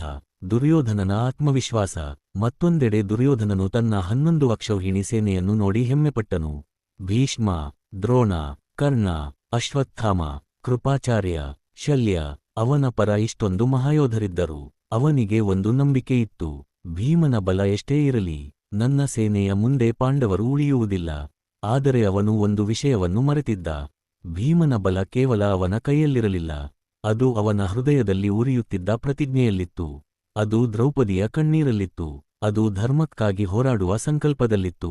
ಈ 2 ಶಕ್ತಿಗಳು ಈಗ ಮುಖಾಮುಖಿಯಾಗಲು ಸಿದ್ಧವಾಗಿದ್ದವು. ಕುರುಕ್ಷೇತ್ರದ ನೆಲ ಸಜ್ಜಾಗಿತ್ತು. ಶಂಖನಾದ ಮೊಳಗಲು ಇನ್ನೇನು ಕೆಲವೇ ಕ್ಷಣಗಳು ಬಾಕಿ. ಇತಿಹಾಸದ ಅತ್ಯಂತ ದೊಡ್ಡ ಯುದ್ಧ ಆರಂಭವಾಗಲಿತ್ತು. ಆ ಯುದ್ಧದಲ್ಲಿ ಭೀಮ ತನ್ನ ಪ್ರತಿಜ್ಞೆಯನ್ನು ಹೇಗೆ ಒಂದೊಂದಾಗಿ ನೆರವೇರಿಸಿದನು, ದುರ್ಯೋಧನ ತನ್ನ ಪರಾಕ್ರಮವನ್ನು ಹೇಗೆ ಸಾಬೀತುಪಡಿಸಿದನು, ಮತ್ತು ಅಂತಿಮವಾಗಿ ಇಬ್ಬರೂ ಗದೆಯನ್ನು ಹಿಡಿದು ಮುಖಾಮುಖಿಯಾಗಿ ನಿಂತ ಆ ಕ್ಷಣ ಹೇಗಿತ್ತು, ಅದೇ ನಮ್ಮ ಕಥೆಯ ಅತ್ಯಂತ ರೋಚಕ ಅಧ್ಯಾಯ. ಕುರುಕ್ಷೇತ್ರ. ಸಾವಿರಾರು ವರ್ಷಗಳ ನಂತರವೂ ಈ ಹೆಸರನ್ನು ಕೇಳಿದರೆ ಯುದ್ಧ, ಧರ್ಮ, ತ್ಯಾಗ ಮತ್ತು ಶೌರ್ಯದ ಚಿತ್ರಣ ನಮ್ಮ ಕಣ್ಣ ಮುಂದೆ ಮೂಡುತ್ತದೆ. ಆ ವಿಶಾಲ ಯುದ್ಧಭೂಮಿಯಲ್ಲಿ 18 ಅಕ್ಷೌಹಿಣಿ ಸೇನೆಗಳು ಮುಖಾಮುಖಿಯಾಗಿ ನಿಂತಿದ್ದವು. ಒಂದು ಕಡೆ 7 ಅಕ್ಷೌಹಿಣಿ ಸೇನೆಯೊಂದಿಗೆ ಪಾಂಡವರು, ಮತ್ತೊಂದು ಕಡೆ 11 ಅಕ್ಷೌಹಿಣಿ ಸೇನೆಯೊಂದಿಗೆ ಕೌರವರು. ಶಂಖನಾದ ಮೊಳಗಿತು, ಭೂಮಿ ಕಂಪಿಸಿತು, ಆನೆಗಳು ಘರ್ಜಿಸಿದವು, ಕುದುರೆಗಳು ಮುನ್ನುಗ್ಗಿದವು, ಸಾವಿರಾರು ರಥಗಳು ಒಂದೇ ಸಮಯದಲ್ಲಿ ಚಲಿಸಲು ಆರಂಭಿಸಿದವು. ಇತಿಹಾಸದ ಮಹಾಯುದ್ಧ ಆರಂಭವಾಗಿತ್ತು. ಮೊದಲ ದಿನ, ಭೀಮನ ಮೊದಲ ಗರ್ಜನೆ. ಯುದ್ಧದ ಮೊದಲ ದಿನವೇ ಭೀಮನು ತನ್ನ ಗದೆಯನ್ನು ಬಿಗಿಯಾಗಿ ಹಿಡಿದನು. ಅವನ ಕಣ್ಣಲ್ಲಿ ಒಂದೇ ಗುರಿ, ಕೌರವರ ಸೇನೆಯನ್ನು ಭೇದಿಸಿ ದುರ್ಯೋಧನನ ಬಳಿಗೆ ತಲುಪುವುದು. ಆದರೆ ದುರ್ಯೋಧನನು ಸಾಮಾನ್ಯ ಯೋಧನಲ್ಲ, ಅವನು ತನ್ನ ಸೇನೆಯನ್ನು ಅತ್ಯಂತ ಶಿಸ್ತಿನಿಂದ ಜೋಡಿಸಿದ್ದನು. ಭೀಷ್ಮರು ಸೇನಾಪತಿಯಾಗಿದ್ದರು, ದ್ರೋಣರು ತಂತ್ರ ರೂಪಿಸುತ್ತಿದ್ದರು, ಕರ್ಣನು ಮೊದಲ 10 ದಿನ ಯುದ್ಧಕ್ಕೆ ಇಳಿಯದಿದ್ದರೂ ಕೌರವರ ಬಲ ಅಪಾರವಾಗಿತ್ತು. ಭೀಮನು ತನ್ನ ರಥದಿಂದ ಇಳಿದು ನೇರವಾಗಿ ಗದೆಯನ್ನು ಹಿಡಿದು ಮುನ್ನಡೆದನು. ಅವನ ಪ್ರತಿಯೊಂದು ಪ್ರಹಾರಕ್ಕೆ ಅನೇಕ ಯೋಧರು ನೆಲಕ್ಕುರುಳುತ್ತಿದ್ದರು. ಅವನನ್ನು ಕಂಡ ಕೌರವ ಸೈನಿಕರಲ್ಲಿ ಭಯ ಹರಡತೊಡಗಿತು. ಇವನು ಮನುಷ್ಯನ ಅಥವಾ ವಜ್ರವೇ ಎಂದು ಹಲವರು ಪರಸ್ಪರ ಕೇಳಿಕೊಂಡರು. ದುರ್ಯೋಧನನ ಮೊದಲ ಪ್ರತಿಕ್ರಿಯೆ. ಭೀಮನು ವೇಗವಾಗಿ ಮುನ್ನಡೆಯುತ್ತಿರುವುದನ್ನು ಕಂಡ ದುರ್ಯೋಧನನು ತಕ್ಷಣ ತನ್ನ ಸಹೋದರರಿಗೆ ಆದೇಶಿಸಿದನು, ಭೀಮನನ್ನು ಸುತ್ತುವರಿಯಿರಿ.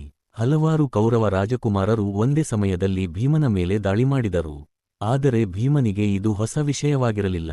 ಅವನು ಎಡಗೈಯಿಂದ ಒಬ್ಬನನ್ನು ತಳ್ಳಿದನು, ಬಲಗೈಯಿಂದ ಗದೆಯನ್ನು ತಿರುಗಿಸಿ ಮತ್ತೊಬ್ಬನನ್ನು ನೆಲಕ್ಕುರುಳಿಸಿದನು. ಕೆಲವೇ ಕ್ಷಣಗಳಲ್ಲಿ ಸುತ್ತುವರಿದ ವಲಯವೇ ಒಡೆದುಹೋಯಿತು. ಇದನ್ನು ನೋಡಿ ದುರ್ಯೋಧನನ ಮುಖದಲ್ಲಿ ಮೊದಲ ಬಾರಿಗೆ ಚಿಂತೆಯ ರೇಖೆ ಮೂಡಿತು. ದುರ್ಯೋಧನನ ಶಕ್ತಿ ಕೇವಲ ಬಲವಲ್ಲ, ನಾಯಕತ್ವ. ಇಲ್ಲಿಯೇ ಮಹಾಭಾರತದ ಒಂದು ಮುಖ್ಯ ಸತ್ಯವನ್ನು ಅರ್ಥಮಾಡಿಕೊಳ್ಳಬೇಕು. ಭೀಮನು ವೈಯಕ್ತಿಕ ಯುದ್ಧದಲ್ಲಿ ಅಸಾಧಾರಣ, ಆದರೆ ದುರ್ಯೋಧನನು ಒಬ್ಬ ಉತ್ತಮ ಸೇನಾ ಸಂಘಟಕ. ಅವನು ತನ್ನ ಯೋಧರಿಗೆ ನಿರಂತರ ಧೈರ್ಯ ತುಂಬುತ್ತಿದ್ದ, ಭೀಷ್ಮರೊಂದಿಗೆ ಸಮಾಲೋಚನೆ ಮಾಡುತ್ತಿದ್ದ, ಸೇನೆಯ ರಚನೆಯನ್ನು ಬದಲಾಯಿಸುತ್ತಿದ್ದ. ಅಂದರೆ ಭೀಮನು ಯುದ್ಧಭೂಮಿಯ ಸಿಂಹನಾದರೆ ದುರ್ಯೋಧನನು ತನ್ನ ಸಂಪೂರ್ಣ ಸೇನೆಯ ನಾಯಕ. ಇದರಿಂದಲೇ ಯುದ್ಧದ ಮೊದಲ ಕೆಲವು ದಿನಗಳಲ್ಲಿ ಕೌರವರ ಸೇನೆ ಸಂಪೂರ್ಣ ಕುಸಿದು ಬೀಳಲಿಲ್ಲ. ಭೀಮನ ಪ್ರತಿಜ್ಞೆ ಆರಂಭವಾಗುತ್ತದೆ. ದ್ಯೂತಸಭೆಯಲ್ಲಿ ಮಾಡಿದ ತನ್ನ ಶಪಥವನ್ನು ಭೀಮನು ಎಂದಿಗೂ ಮರೆತಿರಲಿಲ್ಲ. ಅವನು ಮನಸ್ಸಿನಲ್ಲಿ ಒಂದೊಂದೇ ಹೆಸರನ್ನು ನೆನಪಿಸಿಕೊಳ್ಳುತ್ತಿದ್ದನು. ದುಃಶಾಸನ, ದುರ್ವಿಷಃ, ದುರ್ಮುಖ, ಚಿತ್ರಸೇನ, ದುರ್ಯೋಧನನ ಸಹೋದರರು, ನಿಮ್ಮ ಪ್ರತಿಯೊಬ್ಬರಿಗೂ ನಾನು ಉತ್ತರ ಕೊಡುತ್ತೇನೆ ಎಂದು ಅವನು ಮನಸ್ಸಿನಲ್ಲೇ ಹೇಳಿಕೊಂಡನು. ಯುದ್ಧ ಮುಂದುವರಿದಂತೆ ಭೀಮನು ಅನೇಕ ಕೌರವ ರಾಜಕುಮಾರರನ್ನು ಸೋಲಿಸಲು ಆರಂಭಿಸಿದನು. ಇದನ್ನು ಕಂಡ ದುರ್ಯೋಧನನು ಭೀಷ್ಮರ ಬಳಿಗೆ ಹೋಗಿ ಅಸಮಾಧಾನ ವ್ಯಕ್ತಪಡಿಸಿದನು. ಪಿತಾಮಹ, ನೀವು ನಿಮ್ಮ ಸಂಪೂರ್ಣ ಶಕ್ತಿಯಿಂದ ಹೋರಾಡುತ್ತಿಲ್ಲ. ಪಾಂಡವರ ಮೇಲಿನ ನಿಮ್ಮ ಪ್ರೀತಿ ಇನ್ನೂ ಕಡಿಮೆಯಾಗಿಲ್ಲ. ಈ ಮಾತು ಕೇಳಿ ಭೀಷ್ಮರು ದುಃಖಪಟ್ಟರು. ದುರ್ಯೋಧನ, ನಾನು ನನ್ನ ಸಂಪೂರ್ಣ ಶಕ್ತಿಯಿಂದ ಹೋರಾಡುತ್ತಿದ್ದೇನೆ. ಆದರೆ ಪಾಂಡವರನ್ನು ಸೋಲಿಸುವುದು ಅಷ್ಟು ಸುಲಭವಲ್ಲ. ಭೀಮನ ವೇಗ. ಯುದ್ಧದ 4ನೇ ಮತ್ತು 5ನೇ ದಿನಗಳಲ್ಲಿ ಭೀಮನ ವೇಗ ಇನ್ನಷ್ಟು ಹೆಚ್ಚಾಯಿತು. ಅವನು ರಥದಿಂದ ಇಳಿದು ಕಾಲ್ನಡಿಗೆಯಲ್ಲೇ ಯುದ್ಧ ಮಾಡುತ್ತಿದ್ದ. ಗದೆಯ ಒಂದು ಹೊಡೆತಕ್ಕೆ ರಥದ ಚಕ್ರಗಳು ಮುರಿಯುತ್ತಿದ್ದವು. ಕುದುರೆಗಳು ಭಯದಿಂದ ಓಡುತ್ತಿದ್ದವು. ಆನೆಗಳು ಸಹ ಹಿಂದೆ ಸರಿಯುತ್ತಿದ್ದವು. ಭೀಮನನ್ನು ತಡೆಯಲು ಅನೇಕ ಯೋಧರು ಒಟ್ಟಾಗಿ ಬಂದರೂ ಅವನು ಅವರ ನಡುವೆ ನುಗ್ಗಿ ದಾರಿ ಮಾಡಿಕೊಂಡು ಮುಂದೆ ಸಾಗುತ್ತಿದ್ದನು. ಶ್ರೀಕೃಷ್ಣರು ಇದನ್ನು ಗಮನಿಸಿ ಅರ್ಜುನನಿಗೆ ಹೇಳಿದರು, ನೋಡು ಪಾರ್ಥ, ಭೀಮನ ಪ್ರತಿಜ್ಞೆಯೇ ಇಂದು ಅವನ ಶಕ್ತಿ. ದುರ್ಯೋಧನನ ಆತ್ಮವಿಶ್ವಾಸ ಇನ್ನೂ ಕುಸಿದಿಲ್ಲ. ಆದರೂ ದುರ್ಯೋಧನನು ಸೋಲನ್ನು ಒಪ್ಪಿಕೊಳ್ಳುವವನಲ್ಲ. ಅವನು ಪ್ರತಿದಿನ ಸಂಜೆ ತನ್ನ ಸೇನೆಯನ್ನು ಮರುಸಂಘಟಿಸುತ್ತಿದ್ದ. ಗಾಯಗೊಂಡ ಯೋಧರಿಗೆ ಧೈರ್ಯ ಹೇಳುತ್ತಿದ್ದ. ಮುಂದಿನ ದಿನದ ತಂತ್ರ ರೂಪಿಸುತ್ತಿದ್ದ. ಇದರಿಂದ ಒಂದು ವಿಷಯ ಸ್ಪಷ್ಟವಾಗುತ್ತದೆ. ದುರ್ಯೋಧನ ಕೇವಲ ಅಹಂಕಾರಿಯಲ್ಲ, ಅವನು ಧೈರ್ಯಶಾಲಿ ಮತ್ತು ಯುದ್ಧತಂತ್ರದಲ್ಲಿ ಪರಿಣತಿ ಹೊಂದಿದ್ದ ರಾಜಕುಮಾರ. ಆದರೆ ಅವನ ದೊಡ್ಡ ದೌರ್ಬಲ್ಯ ಅವನ ತಪ್ಪಾದ ನಿರ್ಧಾರಗಳು, ಅಧರ್ಮದ ಪರ ನಿಲ್ಲುವ ಹಠ. ಇದೇ ಗುಣಗಳು ಅವನನ್ನು ನಿಧಾನವಾಗಿ ಸೋಲಿನತ್ತ ಕೊಂಡೊಯ್ಯುತ್ತಿದ್ದವು. ಒಂದು ಭಯಾನಕ ದಿನ ಹತ್ತಿರ ಬರುತ್ತಿತ್ತು. ಯುದ್ಧ ಮುಂದುವರಿಯುತ್ತಿತ್ತು. ಭೀಷ್ಮರು ಪತನಗೊಳ್ಳಲಿದ್ದರು. ದ್ರೋಣರ ಅಂತ್ಯವೂ ಹತ್ತಿರವಾಗುತ್ತಿತ್ತು. ಕರ್ಣನೊಂದಿಗೆ ಅರ್ಜುನನ ಮಹಾಯುದ್ಧವೂ ನಡೆಯಬೇಕಿತ್ತು. ಆದರೆ ಭೀಮನ ಮನಸ್ಸಿನಲ್ಲಿ ಒಂದೇ ಒಂದು ಗುರಿ ಮಾತ್ರ ಜೀವಂತವಾಗಿತ್ತು. ಮೊದಲು ದುಃಶಾಸನ, ನಂತರ ದುರ್ಯೋಧನ.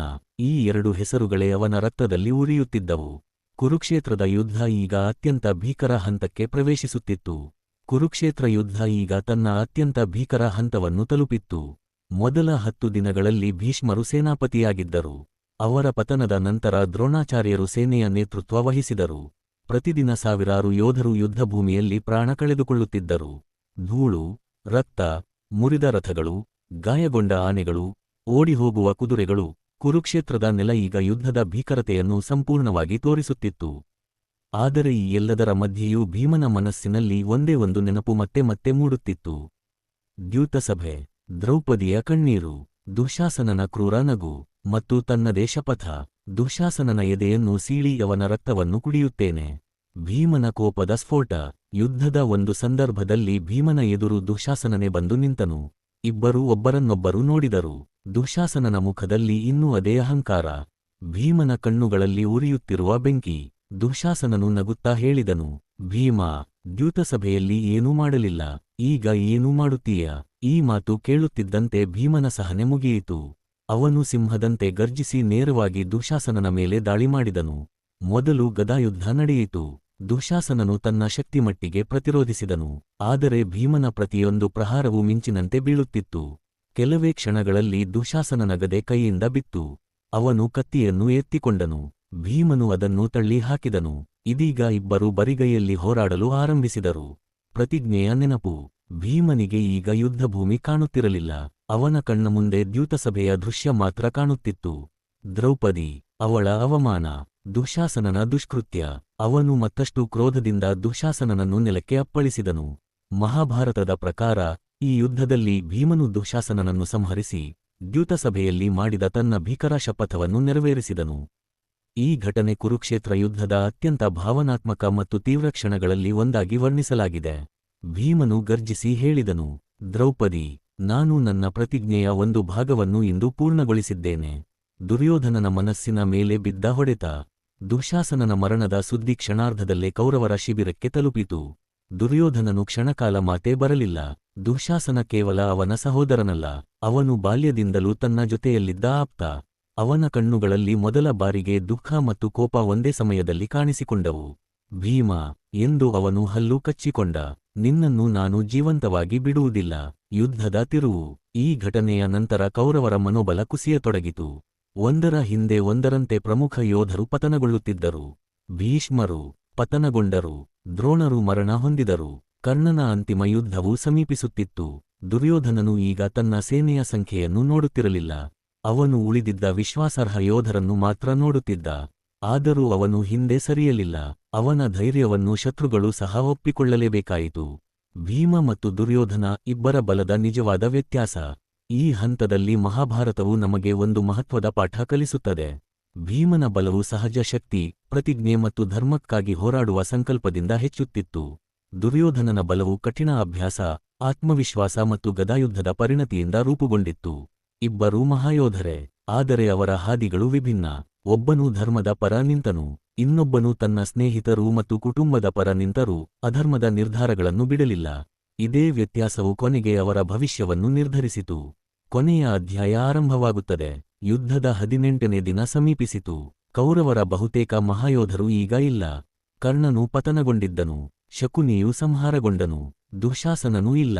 ಉಳಿದಿದ್ದವರು ದುರ್ಯೋಧನ, ತನ್ನ ರಾಜ್ಯಕ್ಕಾಗಿ, ತನ್ನ ಗೌರವಕ್ಕಾಗಿ, ತನ್ನ ಅಹಂಕಾರಕ್ಕಾಗಿ. ಅವನು ಇನ್ನು ಕೊನೆಯ ಹೋರಾಟಕ್ಕೆ ಸಿದ್ಧನಾಗಿದ್ದ. ಆದರೆ ಅವನಿಗೆ ಚೆನ್ನಾಗಿ ಗೊತ್ತಿತ್ತು, ಈಗ ತಪ್ಪಿಸಿಕೊಳ್ಳಲು ಸಾಧ್ಯವಿಲ್ಲ. ಭೀಮನೊಂದಿಗೆ ಗದಾಯುದ್ಧ ಅನಿವಾರ್ಯ. ಇದು ಕೇವಲ ಇಬ್ಬರು ಯೋಧರ ನಡುವಿನ ಯುದ್ಧವಲ್ಲ, ಇದು ವರ್ಷಗಳ ದ್ವೇಷದ ಅಂತಿಮ ತೀರ್ಪು. ಇದು ದ್ಯೂತಸಭೆಯಲ್ಲಿ ಮಾಡಿದ ಪ್ರತಿಜ್ಞೆಯ ಕೊನೆಯ ಅಧ್ಯಾಯ. ಇದು ಧರ್ಮ ಮತ್ತು ಅಧರ್ಮದ ಮುಖಾಮುಖಿ. ಕುರುಕ್ಷೇತ್ರ ಯುದ್ಧದ 18ನೇ ದಿನದ ಸೂರ್ಯ ಅಸ್ತಮಿಸುತ್ತಿದ್ದನು. ಯುದ್ಧಭೂಮಿಯಲ್ಲಿ ಎಲ್ಲೆಡೆ ಮುರಿದ ರಥಗಳು, ಚದುರಿದ ಆಯುಧಗಳು ಮತ್ತು ಸಾವಿರಾರು ಯೋಧರ ನೆನಪುಗಳು ಮಾತ್ರ ಉಳಿದಿದ್ದವು. ಕೌರವರ 11 ಅಕ್ಷೌಹಿಣಿ ಸೇನೆ ಬಹುತೇಕ ನಾಶವಾಗಿತ್ತು. ಭೀಷ್ಮರೂ ಇಲ್ಲ, ದ್ರೋಣರೂ ಇಲ್ಲ, ಕರ್ಣ ಇಲ್ಲ, ದುಶ್ಯಾಸನ ಇಲ್ಲ, ಶಕುನಿಯೂ ಸಂಹಾರಗೊಂಡಿದ್ದ. ಈಗ ಕೌರವರ ಪರವಾಗಿ ಉಳಿದಿದ್ದ ಏಕೈಕ ಮಹಾಯೋಧ ದುರ್ಯೋಧನ. ಆದರೆ ಅವನು ಸೋಲನ್ನು ಒಪ್ಪಿಕೊಳ್ಳುವವನಲ್ಲ. ತನ್ನ ಗದೆಯನ್ನು ಹಿಡಿದು ಯುದ್ಧಭೂಮಿಯಿಂದ ದೂರದಲ್ಲಿದ್ದ ಒಂದು ಸರೋವರದ ಬಳಿ ಹೋಗಿ ನೀರಿನೊಳಗೆ ಅಡಗಿಕೊಂಡನು. ಕೆಲವು ಆವೃತ್ತಿಗಳ ಪ್ರಕಾರ ಅವನು ವಿಶ್ರಾಂತಿ ಪಡೆದು ಮತ್ತೆ ಯುದ್ಧ ಮಾಡಲು ಬಯಸಿದ್ದನು. ಆದರೆ ಪಾಂಡವರು ಅವನನ್ನು ಹುಡುಕುತ್ತಾ ಅಲ್ಲಿಗೆ ಬಂದರು. ಶ್ರೀಕೃಷ್ಣರು ಸರೋವರದತ್ತ ನೋಡಿ ಮಂದಹಾಸ ಮಾಡಿದರು. ದುರ್ಯೋಧನ, ಕೌರವರ ರಾಜನು ನೀರಿನಲ್ಲಿ ಅಡಗಿಕೊಳ್ಳುವುದೇ? ಈ ಮಾತು ಕೇಳಿದ ದುರ್ಯೋಧನನು ನೀರಿನಿಂದ ಹೊರಬಂದನು. ಅವನ ಮುಖದಲ್ಲಿ ಆಯಾಸವಿದ್ದರೂ ಕಣ್ಣಲ್ಲಿ ಇನ್ನೂ ಅಹಂಕಾರ ಹೊಳೆಯುತ್ತಿತ್ತು. ಅವನು ಗರ್ವದಿಂದ ಹೇಳಿದನು, ನಾನು ಇನ್ನೂ ಜೀವಂತನಿದ್ದೇನೆ. ನಿಮ್ಮಲ್ಲಿ ಯಾರಾದರೂ ಒಬ್ಬರು ನನ್ನೊಂದಿಗೆ ದ್ವಂದ್ವಯುದ್ಧ ಮಾಡಿ, ಗೆದ್ದರೆ ರಾಜ್ಯ ನಿಮ್ಮದು. ಯುಧಿಷ್ಠಿರರು ಆ ಮಾತನ್ನು ಒಪ್ಪಿದರು. ದುರ್ಯೋಧನನು ತಕ್ಷಣವೇ ಹೇಳಿದನು, ನಾನು ಗದಾಯುದ್ಧವನ್ನು ಆಯ್ಕೆ ಮಾಡುತ್ತೇನೆ. ಈ ಮಾತು ಕೇಳುತ್ತಿದ್ದಂತೆಯೇ ಭೀಮನು ಮುಂದೆ ಬಂದನು. ದುರ್ಯೋಧನ, ಈ ಕ್ಷಣಕ್ಕಾಗಿ ನಾನು 13 ವರ್ಷಗಳಿಂದ ಕಾಯುತ್ತಿದ್ದೇನೆ. ಗುರು ಬಲರಾಮರ ಆಗಮನ. ಅದೇ ಸಮಯದಲ್ಲಿ ಒಂದು ಆಶ್ಚರ್ಯಕರ ಘಟನೆ ನಡೆಯಿತು. ತೀರ್ಥಯಾತ್ರೆಯಲ್ಲಿ ಇದ್ದ ಶ್ರೀ ಬಲರಾಮರು ಅಲ್ಲಿಗೆ ಬಂದರು. ತಮ್ಮ ಇಬ್ಬರು ಶಿಷ್ಯರು, ಭೀಮ ಮತ್ತು ದುರ್ಯೋಧನ, ಅಂತಿಮ ಗದಾಯುದ್ಧಕ್ಕೆ ಸಿದ್ಧರಾಗಿರುವುದನ್ನು ನೋಡಿ ಅವರು ಅಲ್ಲೇ ಕುಳಿತು ಯುದ್ಧವನ್ನು ವೀಕ್ಷಿಸಲು ನಿರ್ಧರಿಸಿದರು. ಬಲರಾಮರಿಗೆ ಇಬ್ಬರ ಮೇಲೂ ಸಮಾನ ಪ್ರೀತಿಯಿತ್ತು. ಅವರು ಶಾಂತವಾಗಿ ಹೇಳಿದರು, ಇಂದು ಯಾರು ಉತ್ತಮ ಗದಾಯುದ್ಧ ಪರಿಣಿತಿ ಎಂಬುದು ಜಗತ್ತಿಗೆ ಗೊತ್ತಾಗುತ್ತದೆ. ಯುದ್ಧ ಆರಂಭ. ಇಬ್ಬರೂ ಗದೆಯನ್ನು ಕೈಗೆತ್ತಿಕೊಂಡರು. ಮೊದಲ ಪ್ರಹಾರ, ಎರಡನೇ ಪ್ರಹಾರ. ಗದೆಗಳು ಒಂದಕ್ಕೊಂದು ಡಿಕ್ಕಿ ಹೊಡೆದಾಗ ಗುಡುಗಿನಂತೆ ಶಬ್ದ ಕೇಳಿಸುತ್ತಿತ್ತು. ಭೂಮಿಯೇ ಕಂಪಿಸುತ್ತಿತ್ತು. ಇಬ್ಬರೂ ಸಮಾನ ವೇಗದಲ್ಲಿ ಚಲಿಸುತ್ತಿದ್ದರು. ಭೀಮನ ಪ್ರಹಾರಗಳಲ್ಲಿ ಅಪಾರ ಬಲವಿತ್ತು. ದುರ್ಯೋಧನನ ಹೆಜ್ಜೆಗಳಲ್ಲಿ ಅದ್ಭುತ ಸಮತೋಲನವಿತ್ತು. ಅವನು ಪ್ರತಿಯೊಂದು ಹೊಡೆತವನ್ನು ಚಾಣಾಕ್ಷತನದಿಂದ ತಪ್ಪಿಸುತ್ತಿದ್ದ.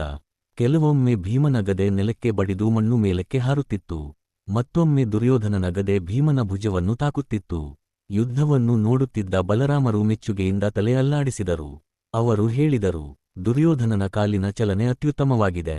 ಇನ್ನೊಂದು ಕಡೆ ಶ್ರೀಕೃಷ್ಣರು ಭೀಮನನ್ನು ಗಮನಿಸುತ್ತಿದ್ದರು. ಭೀಮನಿಗೆ ಅಪಾರ ಬಲವಿದ್ದರೂ ದುರ್ಯೋಧನನ ಗದಾಯುದ್ಧದ ತಂತ್ರ ಅತ್ಯಂತ ನಿಖರವಾಗಿತ್ತು. ಕೆಲವು ಕ್ಷಣಗಳಲ್ಲಿ ದುರ್ಯೋಧನನೇ ಮೇಲುಗೈ ಸಾಧಿಸುತ್ತಿದ್ದಂತೆ ಕಾಣುತ್ತಿತ್ತು. ಶ್ರೀಕೃಷ್ಣರ ಮೌನ ಸೂಚನೆ. ಯುದ್ಧ ಬಹಳ ಹೊತ್ತು ಮುಂದುವರಿಯಿತು.